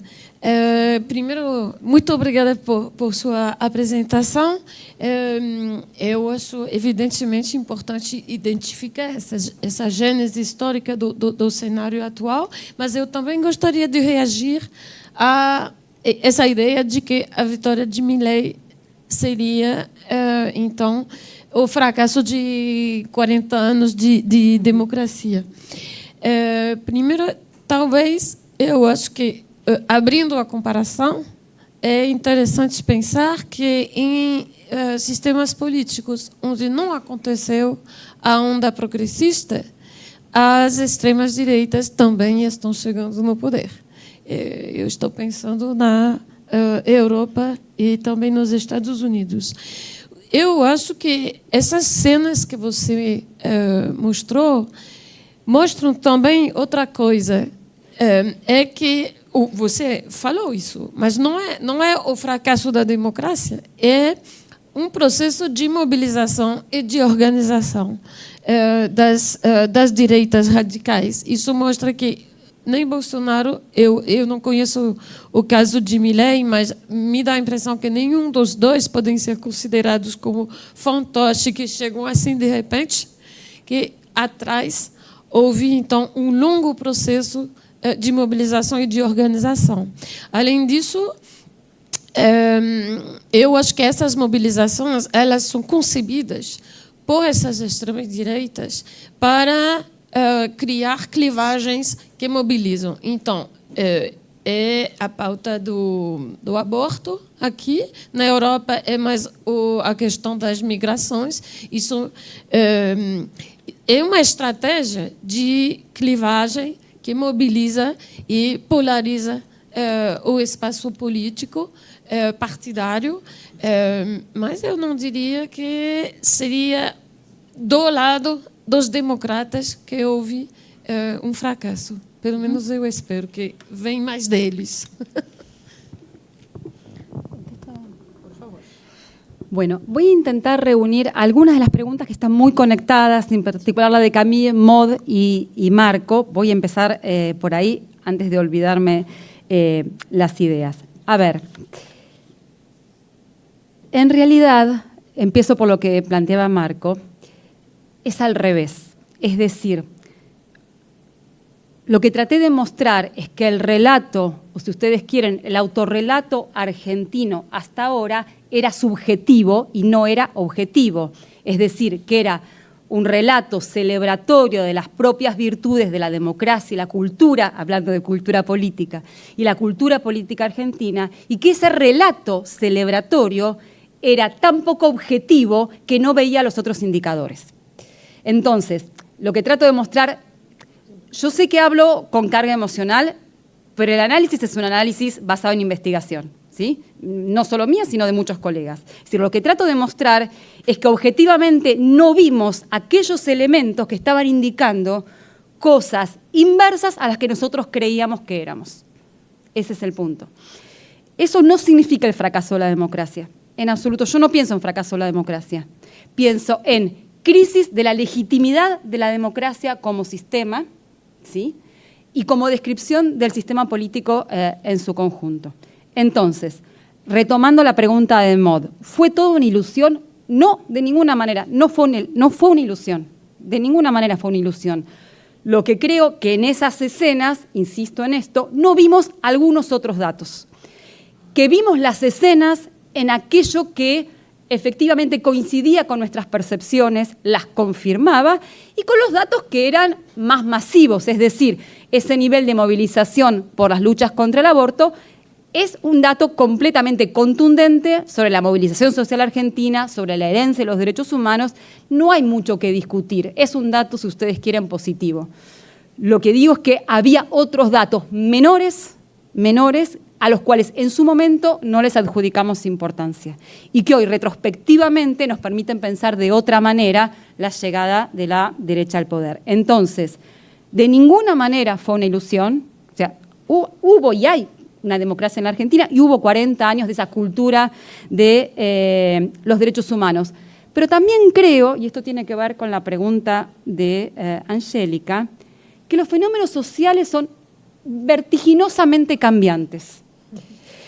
Volviendo al problema de pensar en términos de cultura política como algo estático o permanente en el tiempo. Y la Argentina en particular es un país que ha vivido profundos cambios sociales a mucha velocidad y muy vertiginosamente durante todo el siglo XX. Y esto sí es una especificidad argentina. Si ustedes quieren, tomando la idea de Rodrigo, hay menos acomodación, ¿sí? Y mucha más confrontación. Esa confrontación genera cambios sociales más rápidos. Entonces, volviendo a la pregunta, estoy uniendo cosas. Volviendo a la pregunta de Angélica sobre la película. Argentina, 1985. Hoy hablaba Luis Moreno Campo.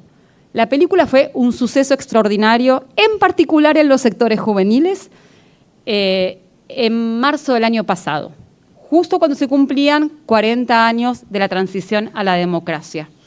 Marzo, diciembre, gana la extrema derecha. ¿Cómo se explica? No hay tanto problema para explicar esto. Varias cosas. La primera, una película es un fenómeno mediático. Se construye mediáticamente, se moviliza mediáticamente y se construyen sentidos en torno a algo. Lo dijo Moreno Campo cuando explicaba que a él lo empiezan a convocar a partir de la película. Es decir, estos fenómenos mediáticos se construyen, digamos, a gran velocidad, sobre todo en el mundo de las redes. Entonces, la película es, además, un fenómeno mediático, pero es un fenómeno urbano y de las grandes ciudades. Entonces, cuando decimos cuánto efecto tuvo la película, y no sé cuánto efecto tuvo la película. Es decir, nos quedamos con la impresión de que la película tuvo una enorme asistencia masiva, que fue un fenómeno, fue candidateada al Oscar, etc.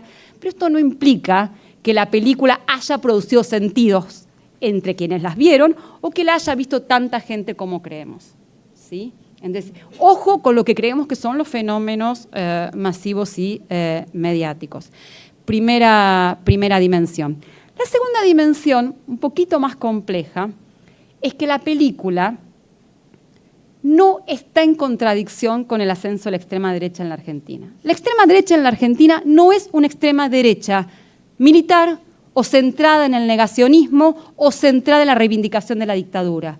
En ese sentido, es completamente distinta al fenómeno brasileño. Es decir, es muy compatible la condena de la desaparición forzada de personas en general, en términos muy genéricos, ¿sí? O la condena de la dictadura y el voto a Milei. El voto a Milei es un voto mucho más vinculado a otros valores que Milei promueve, ¿sí? Que tienen que ver con, fundamentalmente, la cuestión económica, con la cuestión o el cuestionamiento a los sectores políticos, lo que él llama la casta, en portugués es igual, ¿no? La casta política, etcétera. Es decir, Milei tiene una vicepresidenta que viene de la impugnación a los derechos humanos, pero eso es una relación de conveniencia. No hay en Milei, no hay en el proyecto de la extrema derecha un centro o un eje realmente puesto, una convicción ideológica efectiva puesta en la cuestión de la dictadura. ¿Sí? La asociación entre Milei y su vicepresidenta puede dar resultados en ese sentido, pero no es el proyecto de la extrema derecha en la Argentina, no es un proyecto vinculado a los valores de la dictadura, ¿sí? Ahora, y esto explica que un votante joven puede ver entusiastamente 1985 y después votar a Milei. Dicho esto, que la extrema derecha argentina no tenga un proyecto en torno a los valores de la dictadura no significa que las pocas cosas que dice en ese sentido no empiecen a generar efectos sociales. ¿Qué quiero decir con esto? Un joven que vota a Milei por su proyecto de destrucción del Estado y de destrucción de los impuestos, de la casta, de lo que fuera, no tiene ningún interés en la cuestión de la represión, los derechos humanos o la dictadura, pero empieza a apropiarse de esos valores porque forman parte vagamente de los valores que promueve esta extrema derecha. Entonces, lo que no existe socialmente puede empezar a existir. Y esto explica, esto responde esa ilusión. La ilusión no es una ilusión, existió, pero puede cambiar muy rápidamente. Ese es lo que trato de pensar es cómo los fenómenos sociales se retroalimentan. Es el mismo principio con el cual hemos estudiado los consensos sociales en torno a las dictaduras.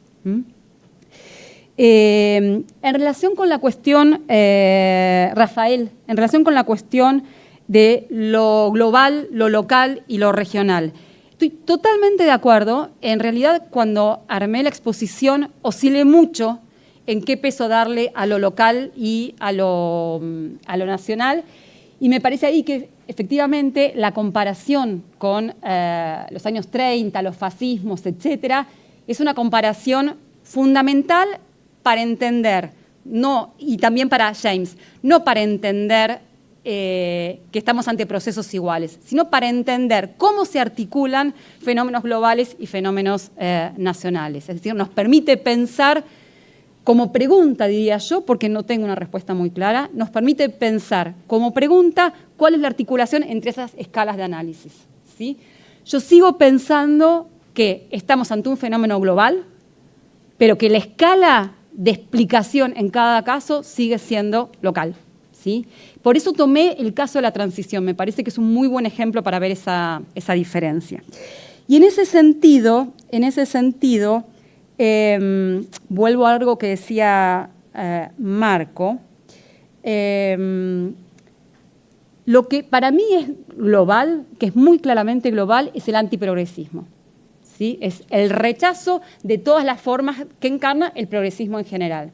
Entonces, en ese sentido, claro que sí, la extrema derecha argentina está reaccionando ante el éxito de la democracia argentina. O sea, es una democracia en la región conocida por su progresismo. Es una democracia de los derechos humanos, de los derechos de las mujeres, de la movilización social, es una democracia que está todo el tiempo en la calle. Entonces, en ese sentido, ese éxito de la democracia argentina es el que genera la virulencia de la reacción de la extrema derecha. ¿Qué quiero decir con esto, Marco? Lo que yo traté de mostrar es que están las dos cosas. Está el fracaso socioeconómico de la experiencia de la democracia argentina en los votantes de Milei, pero está también en el proyecto político de Milei la reacción al éxito de la democracia argentina. Conviven ambas cosas. Debo aclarar que en la presentación yo no distinguí entre el proyecto político de la élite de extrema derecha y los apoyos sociales. Son fenómenos distintos que hay que pensarlo de distintas maneras. Yo lo puse todo mezclado porque me parecía que no era hilar demasiado fino aquí. Pero en todo caso, yo creo que conviven las dos cosas, el éxito y el fracaso sin ninguna duda. Con respecto a la regeneración de la democracia, no, de ninguna manera, ahí estoy convencida. ¿Por qué? Porque el discurso de Milei es un discurso de destrucción. Es un discurso donde lo que sea que se propone, que no es claro, no está en absoluto anclado en la noción de democracia. Y esto es explícito en él. Es totalmente explícito. Sí, él ha dicho numerosas veces que la democracia, bueno, epítetos felices que no voy a repetir acá.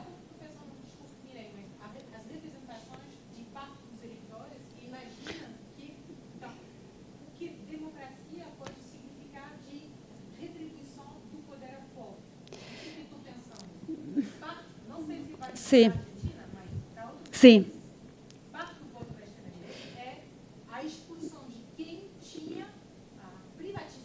Sí. Lo que pasa es que en el caso argentino aparece tanto en Milei como en sus bases sociales, sobre todo la idea de la destrucción. O sea, la construcción política es en torno a la destrucción de eso que hay. Aquello otro que se puede construir no está claro, no está anclado en la noción de democracia, sí está anclado en la ruptura de los privilegios de algunos otros. O sea, el problema, la construcción política es la idea de que los privilegios de otro explican mi pobreza.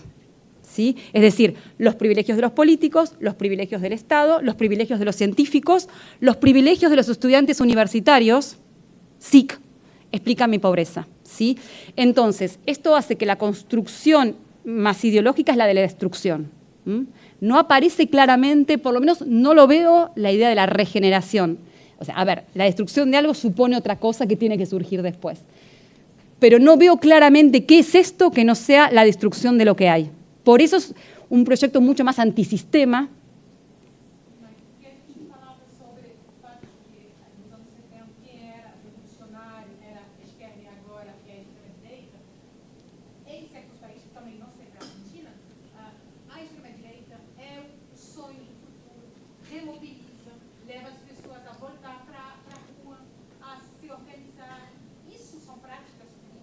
Sí.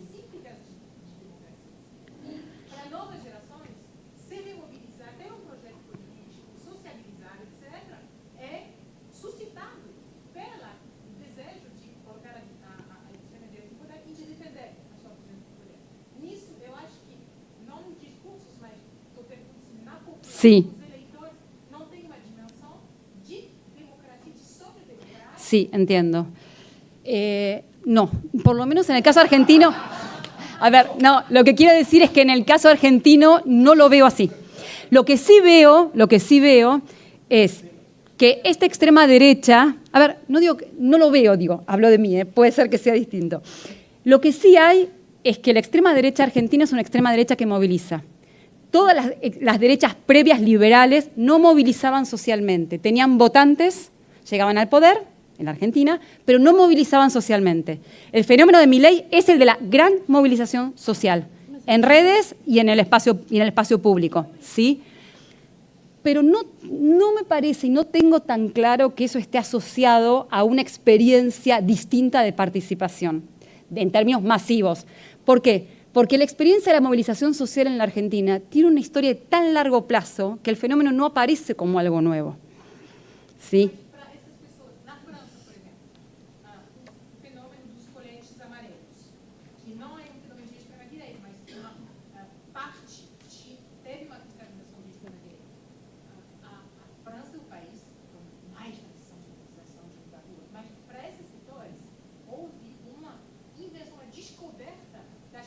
Sí.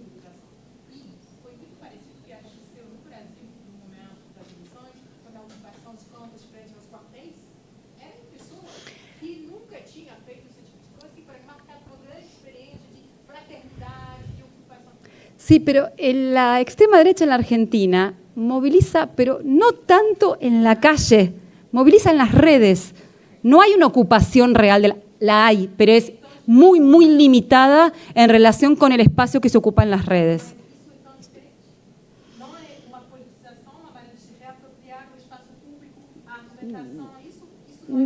Sí, por supuesto, pero eso no significa que sea una experiencia democrática.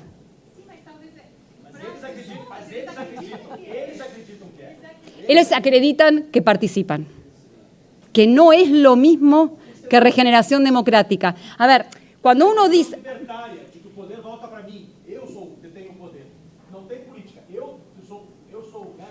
Sí, pero eso no significa que el sentido en que esa movilización puede producir es en el sentido democrático, como lo entienden ellos. Eso quiero decir, que lo que se sostiene como proyecto y como expectativa no tiene nada que ver con lo que podemos asimilar a democracia. Por el momento tiene la lógica de la destrucción, empujada popularmente.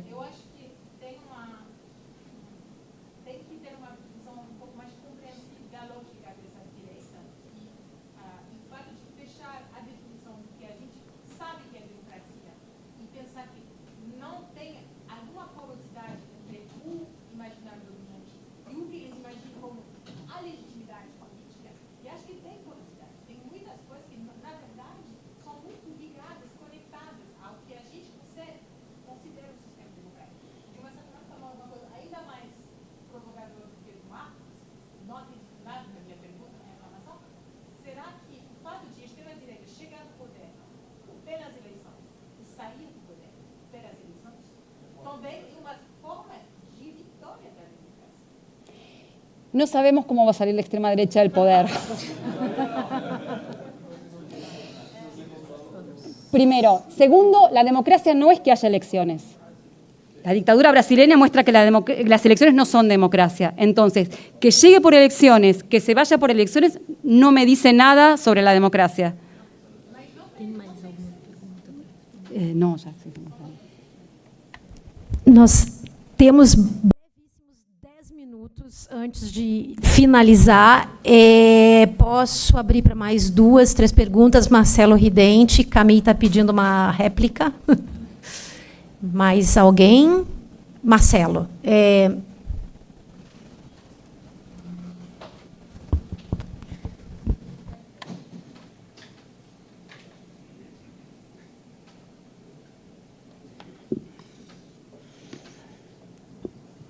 Pensando alto aqui também, gozado que a esquerda não entrou nessa história até agora, né? no debate. Então, essa é exatamente. A semana passada ou retrasada, houve um artigo, uma declaração que deu muita polêmica aqui, do Vladimir Safatli, dizendo que a esquerda acabou. Porque esses temas de organização pela base, de representação do que vem legitimamente de baixo para cima, a esquerda abandonou isso e passou a simplesmente gerir uma certa crise do sistema. Os vários governos rosas da América Latina fizeram isso e não houve grandes transformações de fundo, de mobilização por baixo, pela base. Então, a pergunta é, e ao contrário, quem estaria fazendo essa luta antissistêmica, você usou a palavra agora, é a extrema-direita. Quer dizer, a ideia de ruptura, de criação de uma nova sociedade, ainda que a gente não concorde em nada com as propostas deles, de certa maneira eles mobilizam um espaço de contestação que as esquerdas em grande, tirando grupos pequenos, mas enfim, as esquerdas que são hegemônicas abandonaram. O próprio PT, quando ele nasceu, qual era a força do PT? Era, inclusive, de costas para o Estado diante da sociedade. São os movimentos sociais, é o novo sindicalismo, é essa força de base que vai construir a mobilização popular. Aqui no Brasil, a esquerda é completamente desmobilizante. Quer dizer, pelas instituições, você resolve os problemas. Então, as esquerdas viraram as defensoras de uma institucionalidade que tem avanços, mas é muito problemática. Tradicionalmente, a esquerda é antissistêmica, mesmo atuando dentro do sistema e tentando aprofundar, democratizar a democracia. Então, até que ponto essa política mais geral das esquerdas de administrar a crise, eu não sei se eu concordo tanto, mas foi provocativo o Safatli, de que as esquerdas abandonaram a luta antissistêmica e deixaram um espaço que a extrema-direita tem feito uso disso para mobilizar, inclusive, esses setores descamisados, empobrecidos, caminhoneiros, trabalhadores sem direitos, etc., que encontram ali uma esperança que pode ser democrática, entre aspas, do jeito que eles veem, né? É isso.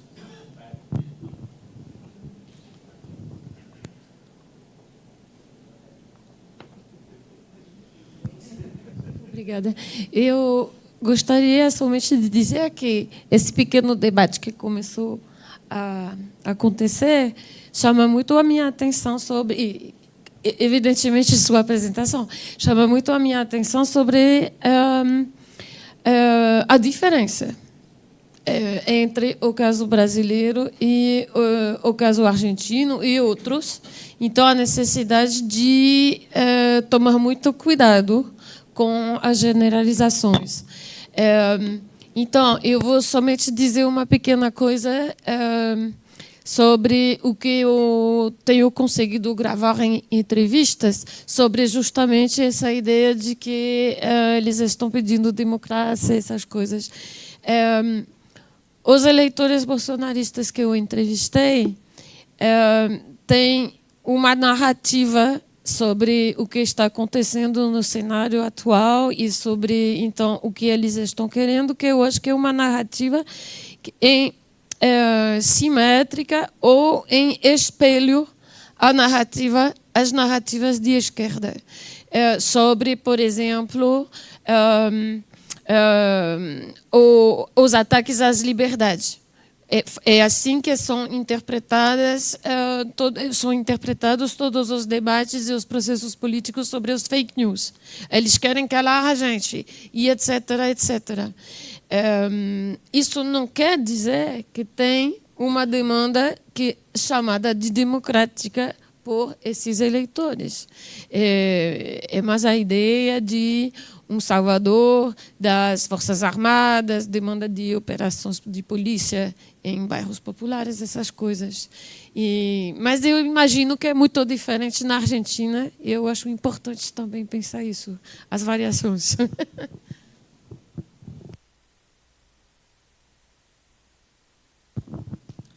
Bom, boa noite, Marina. Sempre é bom te ouvir.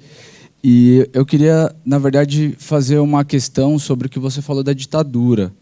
Porque dentro do Milei, e como eu estudei os professores, as professoras na Argentina, em 2002 e 2023, há uma questão muito forte nas escolas argentinas, né, principalmente na província de Buenos Aires, que é a questão do negacionismo em relação à ditadura, né? Então, eu queria que você comentasse, por exemplo, como que o Milei também se aproveitou das pautas da ditadura, como não são 30 mil, ou foi uma guerra justa, e tem até uma questão muito forte que ele reivindica um discurso dele do que o Macera falou, né, sobre a mesma justificativa usada nas juntas, ele também falou nas questões midiáticas. E concordo muito com o que você falou. Na verdade, não é o que concordo, a minha pesquisa foi entrelaçando muito o que você disse sobre como os professores veem esse movimento, no sentido de ser antiprogressista, né? Na evidência ali do que eles narram, das dificuldades, a maior parte deles é justamente de ser antiprogressista, de ser anti-pautas LGBTs, ser anti-ensino de educação sexual integrada, que é uma disciplina fundamental na escola argentina. Então, existe, pelo que eu pude perceber, não havia muito essa ideia democrática, mas havia um antiprogressista, progressismo, principalmente nessa disciplina de educação de gênero, que promove uma série de debates nas escolas sobre contra a homofobia, abuso infantil e todas essas questões. Então, queria que você comentasse um pouco como que é esse movimento do Não São 30 Mil e também dessa pauta antiprogressista. Empiezo por lo último, que estaba ligado a lo que conversábamos antes. Es muy difícil saber el alcance social y político del negacionismo en la Argentina. En primer lugar, no es negacionismo, es revisionismo, porque no está en cuestión que la dictadura haya reprimido, torturado, etcétera, sino el cuestionamiento a, bueno, los militares también fueron víctimas, no fueron 30.000, etc. Es decir, hay una postulación de un relato alternativo que busca completar el relato llamado hegemónico, ¿no es cierto? Entonces, esto es revisionismo, no negacionismo. Por el otro lado, es muy difícil saber cuál es la relación entre la visibilidad de los vectores que portan estos discursos y el impacto social. Tiendo a pensar, no estoy segura, tiendo a pensar, o por lo menos eso veníamos pensando con varios colegas, que el impacto social es más bien bajo.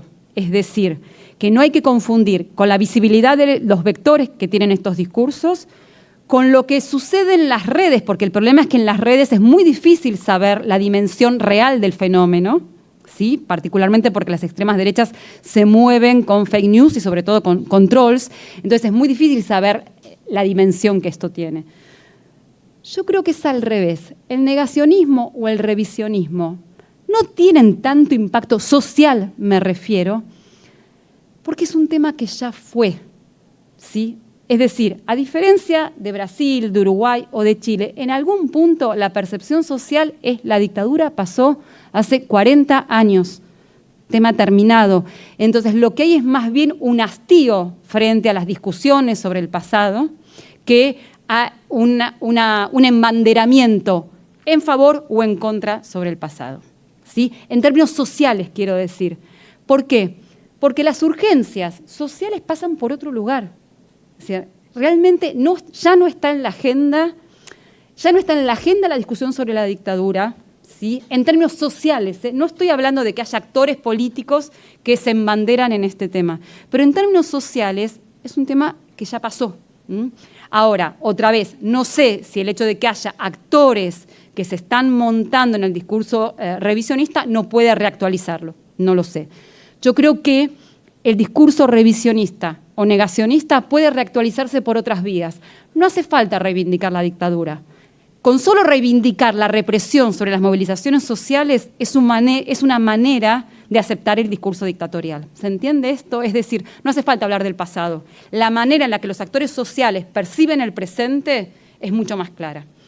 Cuando grandes sectores de la población piden que las movilizaciones sociales sean reprimidas porque obturan las calles, bueno, eso es lo que me parece que es más significativo. Primera cuestión. Segunda cuestión. No sé si quedó del todo claro. Yo no pienso en absoluto que estamos ante el fin de la democracia en la Argentina. No estoy hablando de eso. Estoy hablando del fin de un ciclo político con las características que tenía la democracia hasta ahora. Es eso lo que quiero decir en términos de análisis histórico. Que es distinto a pensar que la democracia se acabó. No sé si se acabó o no se acabó. No sé. En todo caso, está en crisis en las reglas en las que fue conocida hasta ahora y en tantas dimensiones claras que me parece que podemos hablar del cierre de un ciclo histórico, por lo menos desde el análisis, más profesional. Ahora bien, volviendo a la conversación sobre qué pasa con la movilización social de derecha. Si nosotros pensamos que la democracia es un sistema político, pero también es un principio o una forma de vida en común, lo que me parece que está claro, aún en la movilización social de la extrema derecha argentina, que de ninguna manera opera el principio de vida en común. Porque si uno mira las formas en las que moviliza, entiendo que la movilización en sí puede ser una forma de la democracia, de la participación, pero si uno mira las formas en las que se produce esa participación, vuelvo a insistir en esto. El otro tiene que ser destruido. El otro es un problema para mi propia existencia. Entonces, en ese sentido, aunque la movilización sea una forma de participación democrática, yo veo más claramente que lo que hay es la ruptura del lazo social. El privilegio del otro es un peligro para mí. El otro tiene que ser destruido. O sea, es lo que se llama la ruptura del lazo social. Es lo que yo veo más claramente en los sectores juveniles y de la extrema derecha. Entonces, aunque la movilización sea un indicador de participación democrática, para mí aparece más fuerte el otro rasgo que yo llamaba desde la lógica de la destrucción, ¿no es cierto? Y esto está muy trabajado por los antropólogos que han trabajado sobre los sectores juveniles para tratar de entender por qué votan a Milei. Lo que aparece es la fractura absoluta de la lógica de convivencia con un otro. Sea quien sea ese otro. El otro es una amenaza a mi propia existencia. Entonces, en ese sentido, yo no veo una descripción a la democracia en cualquiera de sus acepciones posibles.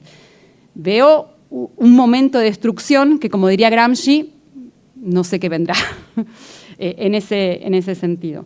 Perdón, y lo último. La otra gran característica del caso argentino es que la democracia liberal, volviendo también a algo que decía Rafael, los actores de la democracia liberal, de la democracia de centro, digamos ahora, han virado a la democracia de extrema derecha. El problema es que justamente toda la derecha viró hacia la extrema derecha. Y eso es lo que produce el gran cambio. Por eso coincido con Camille, pienso en términos de las especificidades de los casos nacionales, por más que estemos ante un fenómeno global.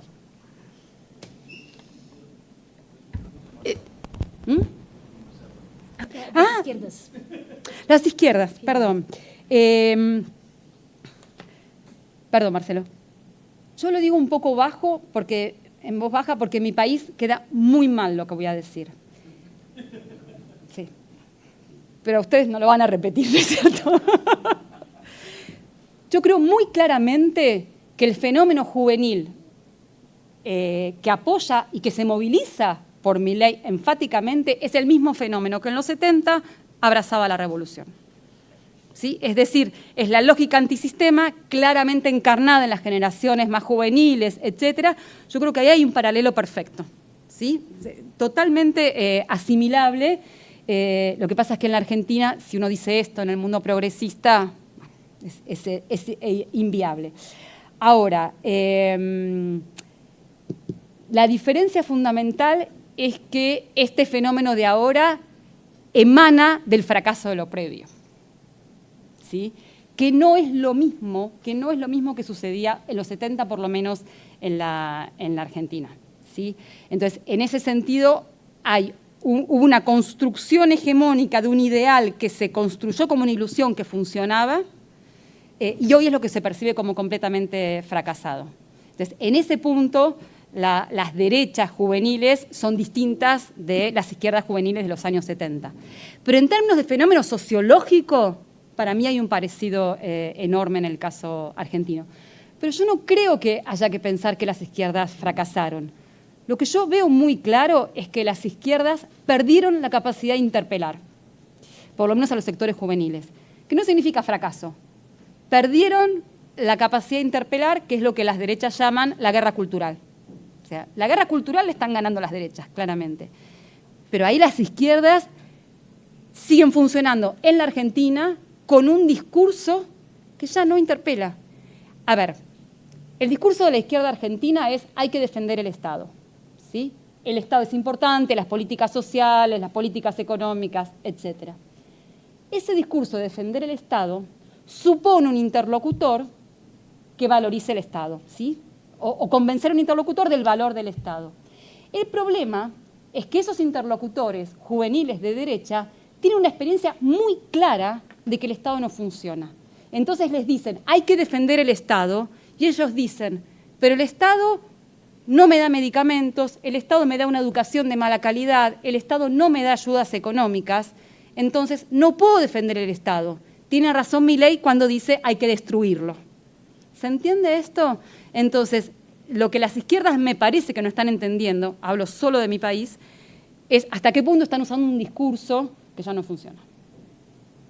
Están esperando que la gente entienda que el Estado es bueno, cuando la experiencia de la gente es un Estado que no resuelve los problemas. Y la salida es la destrucción del Estado, no mejorar el Estado. Ya está, vamos a ver.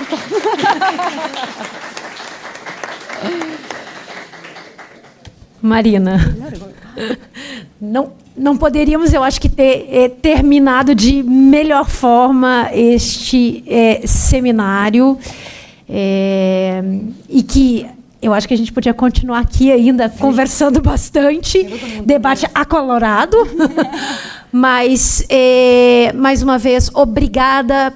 Eu agradeci muito aos painelistas, aos professores, pesquisadores que tiveram aqui presente. Agora eu gostaria de agradecer ao público também que esteve aqui e que fez desses 3 dias de debates mais que incríveis, mas pegando aqui o gancho do Marcos, com propostas, né, para uma agenda, e uma baita de uma agenda e responsabilidade para essa história do tempo presente, que também está se repensando no momento em que tudo está sendo repensado, quebrado, e nos deixa um tanto quanto perplexo. Então, Claro. Perdón, yo también quiero agradecer a todas las preguntas, la discusión, los no, los sí, porque me voy con muchas cosas para pensar. De verdad les agradezco el debate. Está todo mundo de cabeça cheia. Gente, obrigada. Boa noite e até a próxima.